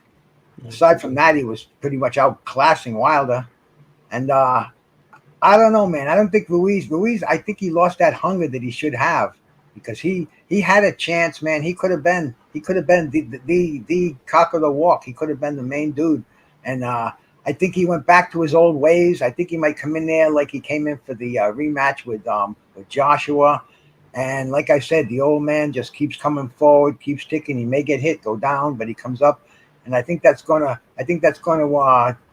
take him to a unanimous decision over Ruiz. I think Ruiz is just not gonna. I don't think he has that spark anymore. I think he's had the proverbial silk sheets a little bit, but and it could go another way too, man. I love heavyweight boxing because I could be wrong, And these guys fight so fucking infrequently that anything can happen at any time. And I mean, I'm looking forward to Sunday night, bro. I love heavyweight boxing, especially when top 10 fighters bang it out. But if I had to bet today, I'd bet on Luis Ortiz. There you go. Okay. We got 2 Ruiz, 1 Ortiz. Joe Habib. Hey, that rhymed. How do you got it? How do you have it? A lot of people are really writing Luis Ortiz off in this fight outside of Bruce Gaz and myself. The odds are wide in this fight, man. Andy Ruiz is like a -375. Luis Ortiz is a +275. So he's almost a 3-to-1 underdog here. And the biggest criticism I'm hearing from Luis Ortiz is the age. He's the best looking 43-year-old I've ever seen, man. I don't think the guy looks bad at all, if I'm being honest. 43 is the new 33, like they say, right? Andy Ruiz has fast hands. That's great, but he's got slow feet. Only dudes over 43 say that, but That's right, baby. Because we got the juice. You youngsters, man, you don't got the experience. You ain't been walked down the roads that we walk down, baby. Honey dips like us better. But anyways, so he's got slow feet, right? And Bruce brought up a great point. Like I'm hearing rumors he's like 270 for this fight. So this guy is up and down, up and down. Another trainer change, another gym change. This guy just doesn't have a direction right now. He's all over the place. And at this point in time in your career, you have to be kind of honed in and dialed in on what's going on in your career. And this guy is still trying to put the pieces together and figure it out, right? Thought Blood made a great point about Luis Ortiz's jab. He does throw a lot of off-speed jabs. So he'll lull you to sleep with that little soft jab, and then automatically, like, he'll step in hard with it. So he's constantly changing the rhythm, making his opponent have to react to it differently, react to the different speed changes of the jab. And all the while, he's keeping you occupied with it, almost like lulling you to sleep with it. Sneaks that left hand out of nowhere down the middle. So he knows how to camouflage that left hand very well. And I think because of Luis Ortiz's craftiness, his timing, I think he uses a lot of subtle movement. I agree with Blood also. I think that Ruiz is probably 6 feet. I don't think he's 6'2". Luis Ortiz is 6'4". He's got about 4 inches in height, 4 inches in reach. I think if he keeps this fight on the outside, which I believe he can, because again, the best way to get inside on a guy that has the height and reach on you is you have to have good foot speed, and you have to be able to feint your way in and work off the jab.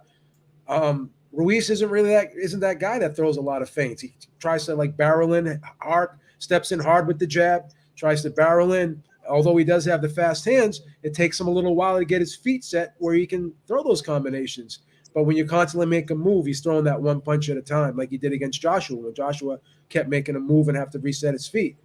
So I think that Luis Ortiz is going to be able to let Ruiz come to him, and he's going to catch him coming in with a lot of shots. I think he's going to measure him very well with the jab. I think he's going to keep giving him different looks. The one punch I think you need to look for in this fight is Luis Ortiz's left uppercut, because Ruiz will come in. He has that ear muff, and sometimes he leans in forward, and he can lean into one of those sneaky left uppercuts from Luis Ortiz. So I'm looking for Luis Ortiz to get a pretty clear decision in this fight. I think people are going to be surprised how good Luis Ortiz looks in this fight because of the style matchup. All right. So it's 2 Ruiz, 2 Ortiz. Calix, a tiebreaker. Beeb just talked about the odds. I'll give you some more when it comes to that. Over under 9.5 rounds. And the under is actually the favorite at -130. And if you look at the result prop bets, Andy Ruiz -130, Andy Ruiz by knockout. So what's that tell you? The odds makers feel that Ruiz is going to stop Ortiz before the 10th round.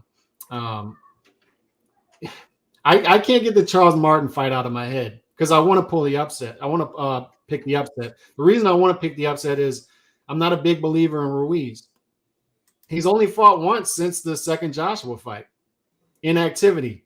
The issue with that is I don't believe that Luis Ortiz is the guy to take advantage of that, because I don't think he's the type of guy who's going to jump on Ruiz early and take advantage of the ring rust because he's been inactive as well. So I want to pick Ortiz in this fight. I just can't. I can't get the last fight out of my head with Charles Martin. Excuse me. 1 second. And I like drink more of these. That's what's going on. I like Ruiz in this fight, but what I'll tell you though is one of the result prop bets is Luis Ortiz plus 700 by decision, and I'm gonna throw a little bit of money down there to see if that sticks, because, like I said, I think Ruiz is I think he's Vanilla Ice. I think he's a one-hit wonder. And it's a big hit, right? Knocking out Anthony Joshua after coming off the canvas, that's a big hit. It is. But I don't think he can repeat it against another top 10 heavyweight. When I look at the landscape at the top 6, 7 in the weight class, I don't think he matches up well with any of those guys. If Luis Ortiz, and Blood alluded to it, he's not 43 years old. He's just not. And I disagree with Beeb. I thought he looked old today at the press conference. He looked like sort of like a swole Morgan Freeman. He looked old. Guy's smooth, man. Come on, man. He looked clean. He looked clean at that press. He looked clean at that press conference, man. Come on. If we're talking, Beeb, He looked clean at that press That's conference. messed up, bro. Come on. Man, if we're talking you put him up there in age, man. Morgan Freeman. Hey man, he's dinosaur years now. So he's Clean old. at that He's press old. conference, I man. think he's closer to 50 than he He is was 40. G'd up from the feet up at that press conference, baby. But Beeb, look, if this is the Ortiz that fought Wilder in the first fight, It's gonna be he that. beats Ruiz. It's gonna But be I don't that think one. he's that. he'll He be looked great that. in that fight, He'll be and that was that. a He'll be great that. fight.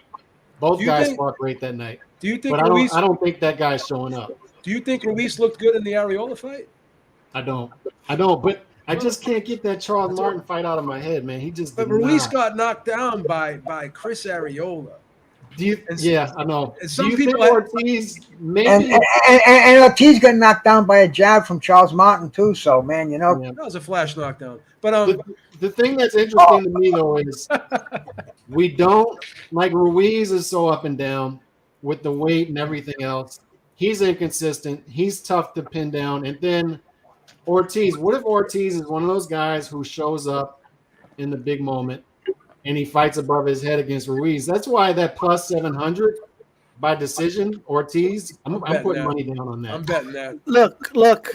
I gotta put a stop. Like Ortiz is 43. Here we go again with the ageism. Okay. First you Look, let fat me tell you shame something. people. Now you do the Dang. ageism. Do the ageism now. Real quick. So he's never seen hand speed like that.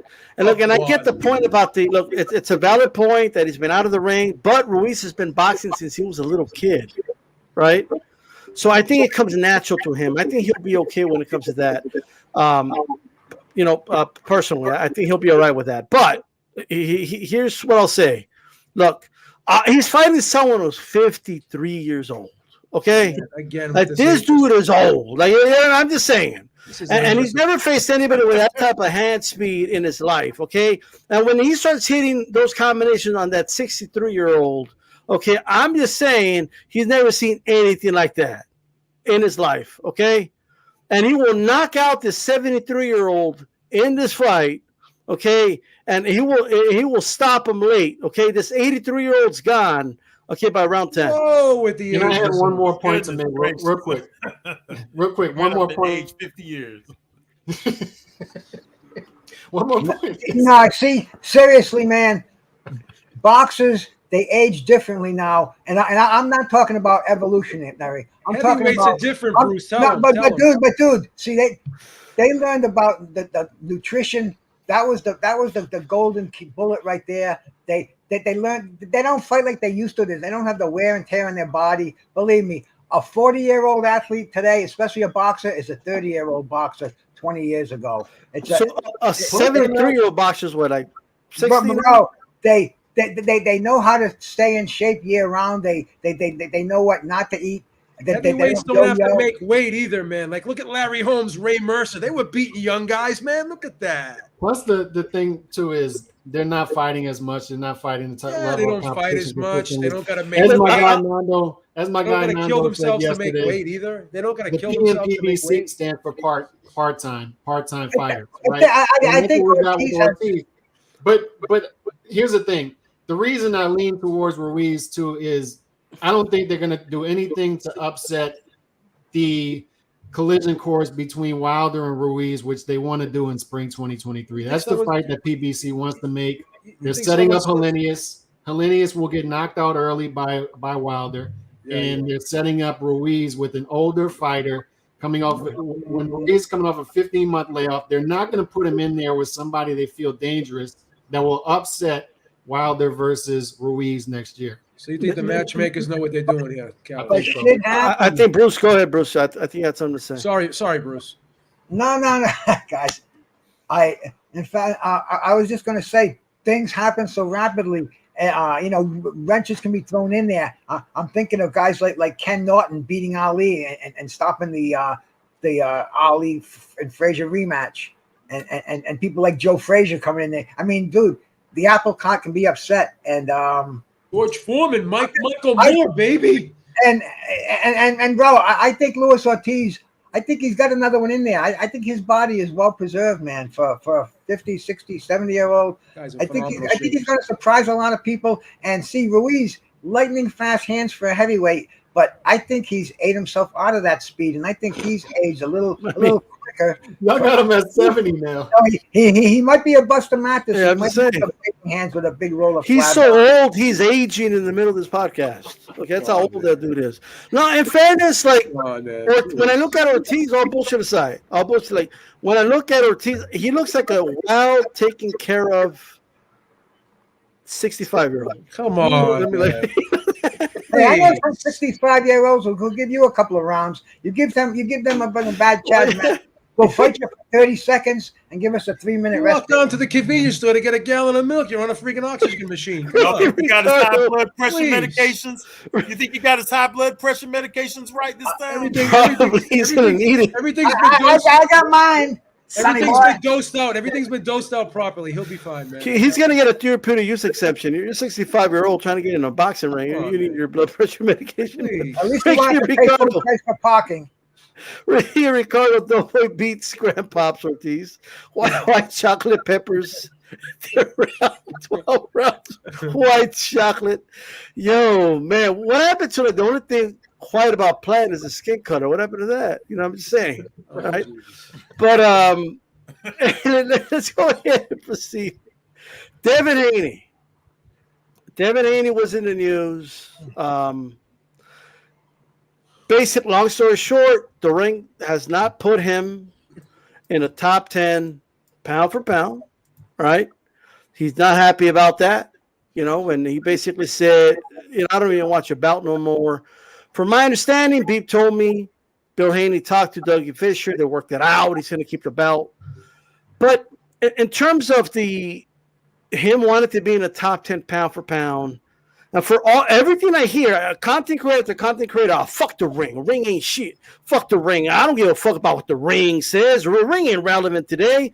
But every day, their next video is, the ring. They didn't put Devin Haney in the top 10 pound for pound. What's going on here, right? So, obviously, people do seem to care what the ring, like their actions tell me otherwise. But, Beeb, does Devin Haney have a right to be upset here, in your opinion?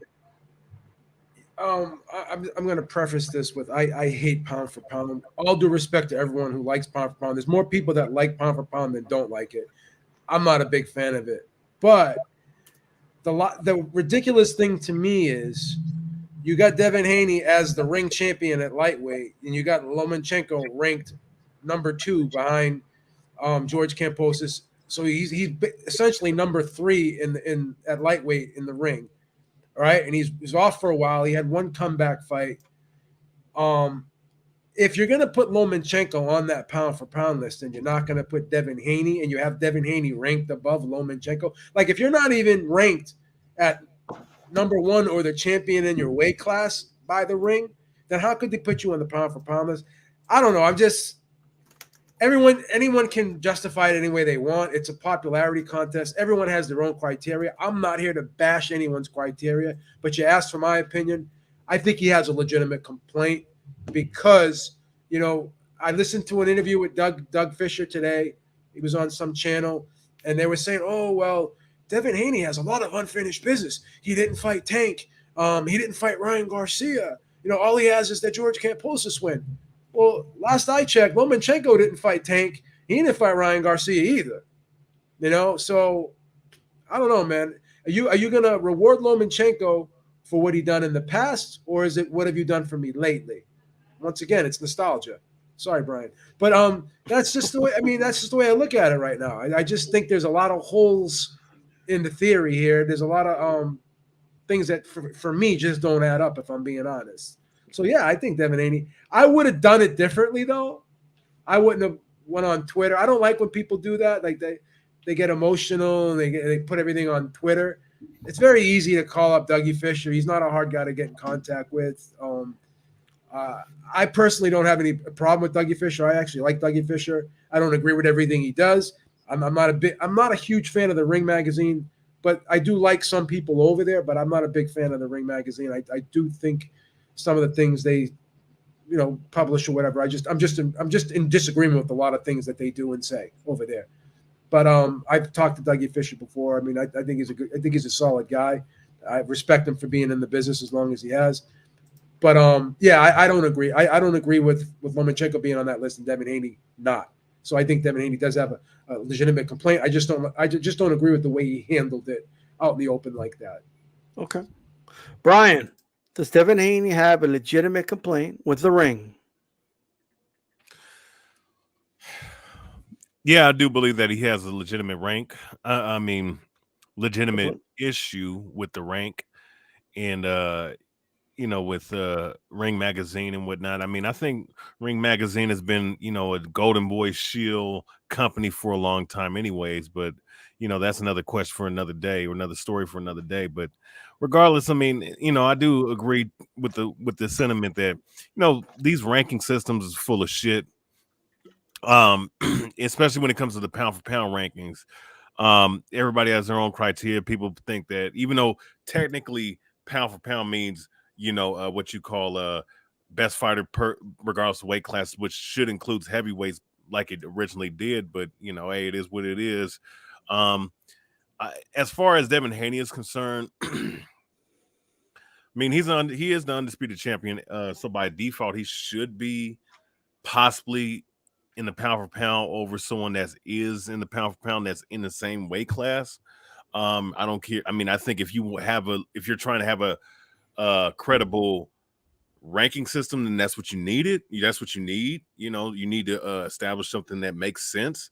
But as far as him and how he handled it, it might show a little emotion. It might probably some of it granted because for the simple fact that he might be feeling like he's getting dissed or something like that from other people and whatnot, or just how things have been handled with him and the undisputed thing with Kambosos and ESPN, and how maybe they don't like him because he's so-called boring and whatnot. But it is what it is. But all in all, I would say that he has a legitimate gripe, but I wouldn't be crying about no damn. I would take that damn belt or that Ring Magazine belt, and I would throw it as far as I could shove it, man. Throw it in the damn Pacific Ocean. Worth a lot of money, Brian. Why not hawk it? Oh yeah, you know what? Go fucking sell that shit. Hawk it, right? Probably get about $30,000 for it. No? Yeah, why not? All right. Fair enough. Calix, does Devin Haney have a legitimate gripe? He wants to be in the top 10 pound for pound. He said he's undisputed. What are your thoughts? No, he doesn't. Now, pound for pound list completely subjective, completely. And D-Style, you and I have had our debates about him in the past. And ironically, I'm the dude with the pound for pound list on my website right now. I have a top 12 pound for pound list, and Devin Haney's on mine. Lomachenko is not on mine. When Devin Haney became undisputed, I'm a big believer in belts mattering, especially when we're talking about 4 sanctioning bodies in the Ring Magazine. He has all of them. And when he won the Kambosos fight, he went over to Australia and won the fight.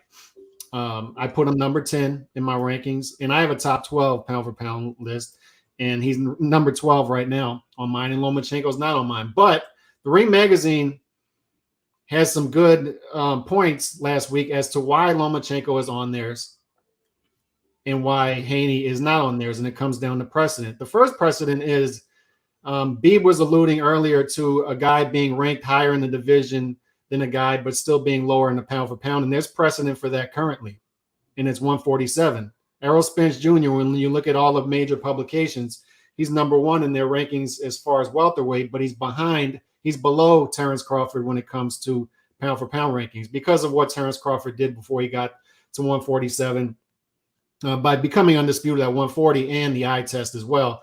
And that's the thing too. The eye test, how much do you put on the resume? Everybody's pound for pound list is different because of what you weigh more than others, but you have to be consistent. And that's what the Ring is saying here is we're consistent in that we've put fighters who are below in the divisional rankings higher in the pound for pound rankings. And also they put out precedent that when, and I agree with this, because you look at recent history, 21st century, there's precedent for every time a fighter was pound for pound king and loses a single fight, he doesn't fall out of the rankings. He doesn't. Canelo loses to Bivol. He's number 4 in the rankings. Chocolatito loses to Soren Vise. Twice, he stays in the rankings. Jermaine Taylor beating Bernard Hopkins twice. Bernard Hopkins stays in the rankings. Antonio Tarver knocks out Roy Jones. Roy Jones stays in the rankings. Pacquiao loses twice. He loses to Bradley Marquez. He stays in the rankings. When you're number 1 and you lose a fight or even 2 fights in a row, you stay in the rankings because you built up that equity over time. And then also Lomachenko is a true 3-division champion up until this point, and Devin Haney has competed in 1. So they bring up good points. I don't agree with them because I value Devin Haney having all the belts and Lomachenko having none of them currently. All right, so I have Haney in mind. I don't have Lomachenko in mind, but it's a pound for pound list at the end of the day. You're going to throw out something that has real value when it comes to the negotiation table, a belt, a lineal belt, a Ring Magazine belt, and you're going to throw it away over a mythical list. And they have a good point as to why you're not on the mythical list. It's not a point I agree with, but it's actually a valid point. I don't agree with that and how Haney dealt with that. And also, I find it ironic and funny that last week on Twitter, the Haney fans were telling Haney to throw away all the belts because he's bigger than the belts now. Now that Tank Davis is calling out Haney on Twitter and going after him, now all of a sudden the belts matter. Now all of a sudden Tank doesn't have a real belt and Devin Haney has all the belts. You got to decide, guys, like fellas, y'all have to decide, do belts matter or do they not matter? And be consistent with that. For sure. Hey, Bruce Goss, talk to us. Does Haney have a point here that he should be top 10 and not Loma? Well, pound for pound, once again, I'm one of these guys who look at that as just so. We all know it's so subjective, but I just look at that as so unimportant like that because I remember originally, of course, everybody knows it. We talked about pound for pound, and even the magazines, when they had pound for pound, it was, Robinson and Lewis and Armstrong and Benny Leonard. I mean, all these legendary boxers. But then somewhere around 1977, Ring Magazine decided it was going to have an active list of pound for pound fighters. But see, this changed every month. It wasn't like you can bitch about it for 6 months because you weren't on it. If you weren't on it, then you got your ass in the ring and you fought somebody on it and you put yourself on it. But now we got Devin Haney, who's basically crying about not being put on this subjective list. It really means nothing. You're not going to get an award for it. There's no bonus. They're not going to mention it when you get in fights. But it's got a mythical image. It's had that, like I said, since about 77. And to me, it's unimportant. I look in my mags, and like I said, it changes. The other magazines started picking it up, Boxing Illustrated and KO, and all the other ones. And now it's not. Now people say it like it's nothing. And I hear people arguing about it, and I laugh, and man, because I don't even have a top 10 in my head. I couldn't even sit down and argue with you because your favorite fight is on there and mine isn't. And as far as Haney's concerned, man, his biggest win was Camboso, and that puts him on a pound for pound list. I mean, where the belts come in and where does your resume come in? It's to me, it's people are taking this what should be a prestigious thing that's been watered down. It doesn't mean shit anymore, and they're taking it too seriously, man. That's the way I'm looking at it, man. Well said. Really quick, Ringside Reporter. It's what have you done for me lately? In my opinion, not what have you done in 3 or 4 years ago. It was Hayney. I would spray paint NWO on the ring belt. Oh man, that'll be hilarious. Oh man. All right, Blood. Talk to us. Does Hayney have a legitimate gripe here with the ring? Listen, man, pound for pound is based on opinion. Nobody's pound for pound is the official branded pound for pound.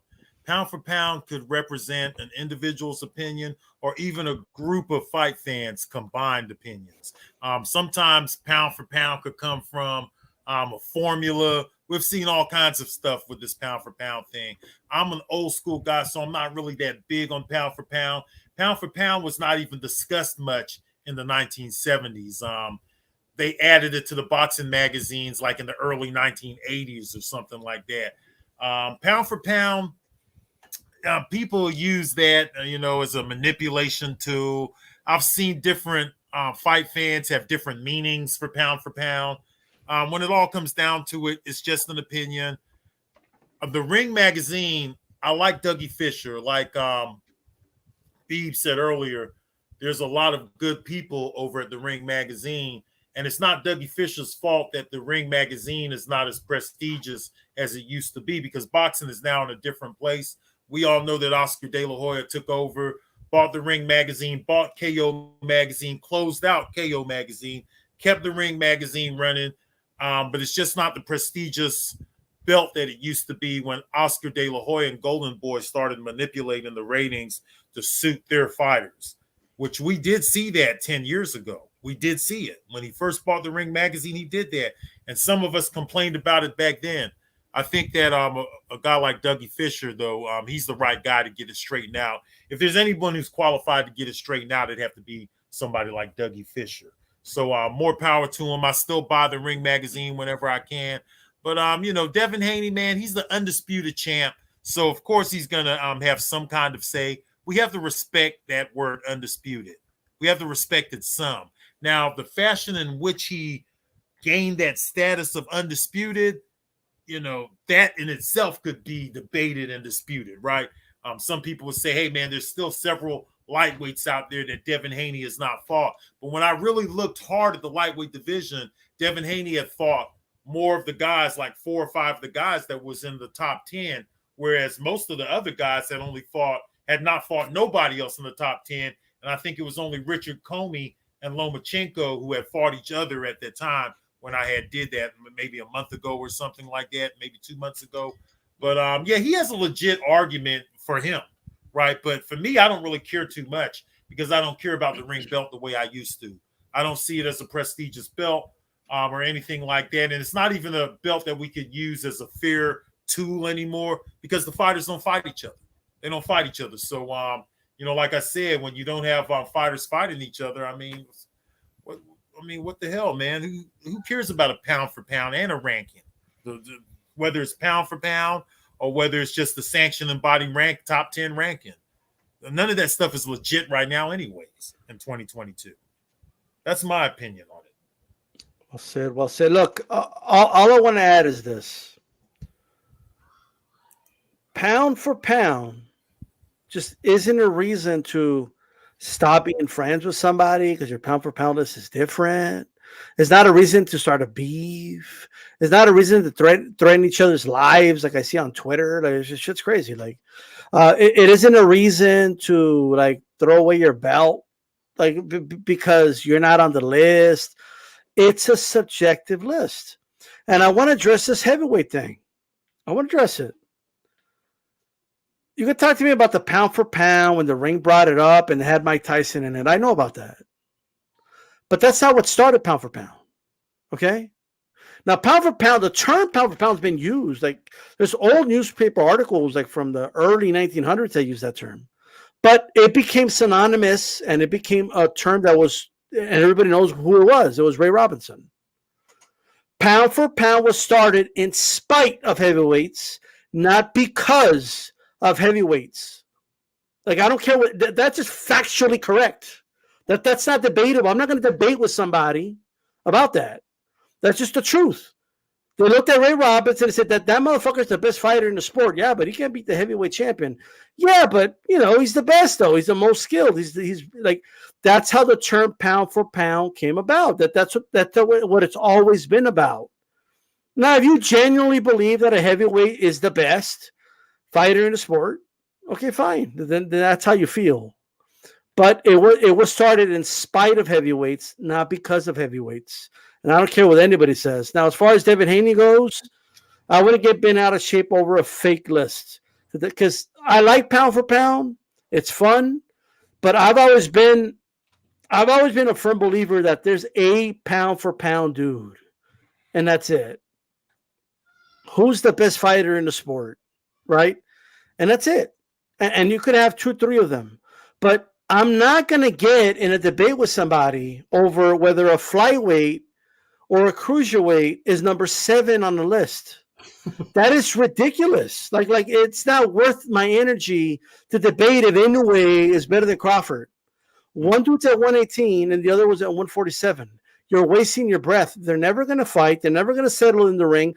The only lists that matter are the ones in the divisions. Devin Haney, you're the champion of your division. All right? And you'll have an opportunity to fight Lomachenko and prove to the world in front of everybody that you're better than him. And at the end of the day, that's all that matters. Not what some writers say, not what some YouTuber says, or, okay, I don't care about people's criterias. Any criteria for pound is flat out made up, especially if your number 7 is a flyweight and your number 8 is a fucking middleweight. Okay, it's made up. You made it up. Okay, like, oh, if they were all the same size, why does everybody need to be a certain size? You know what I mean? Like is Inoue gonna balloon up to be a heavyweight? Like, how do we determine these things? You know what I mean? If Inoue was a heavyweight, he wouldn't move the same. Okay, he just wouldn't. If Tyson Fury was a middleweight, his gut would be dragging on the floor. All right. So I don't give a shit about these hypotheticals. That's why I don't do lists. People can ask me, D-Style, who's the best pound for pound fighter in the sport today? And I'll tell you, in my opinion, right now, it's Crawford. That's the best fighter in the sport today. And that's all I need to say.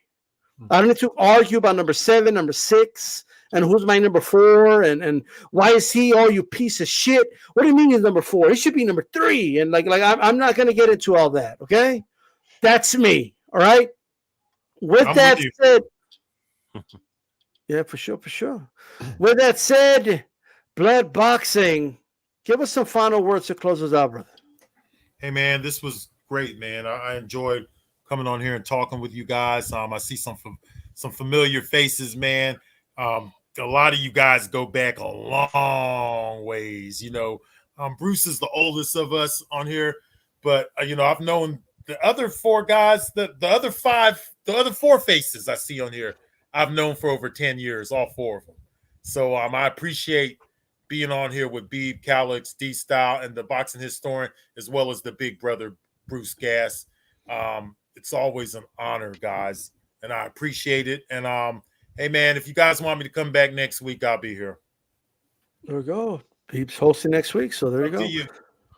All right, man. Absolutely. This is D-Style Boxing. Keep it boxing. We're out here, guys. Peace.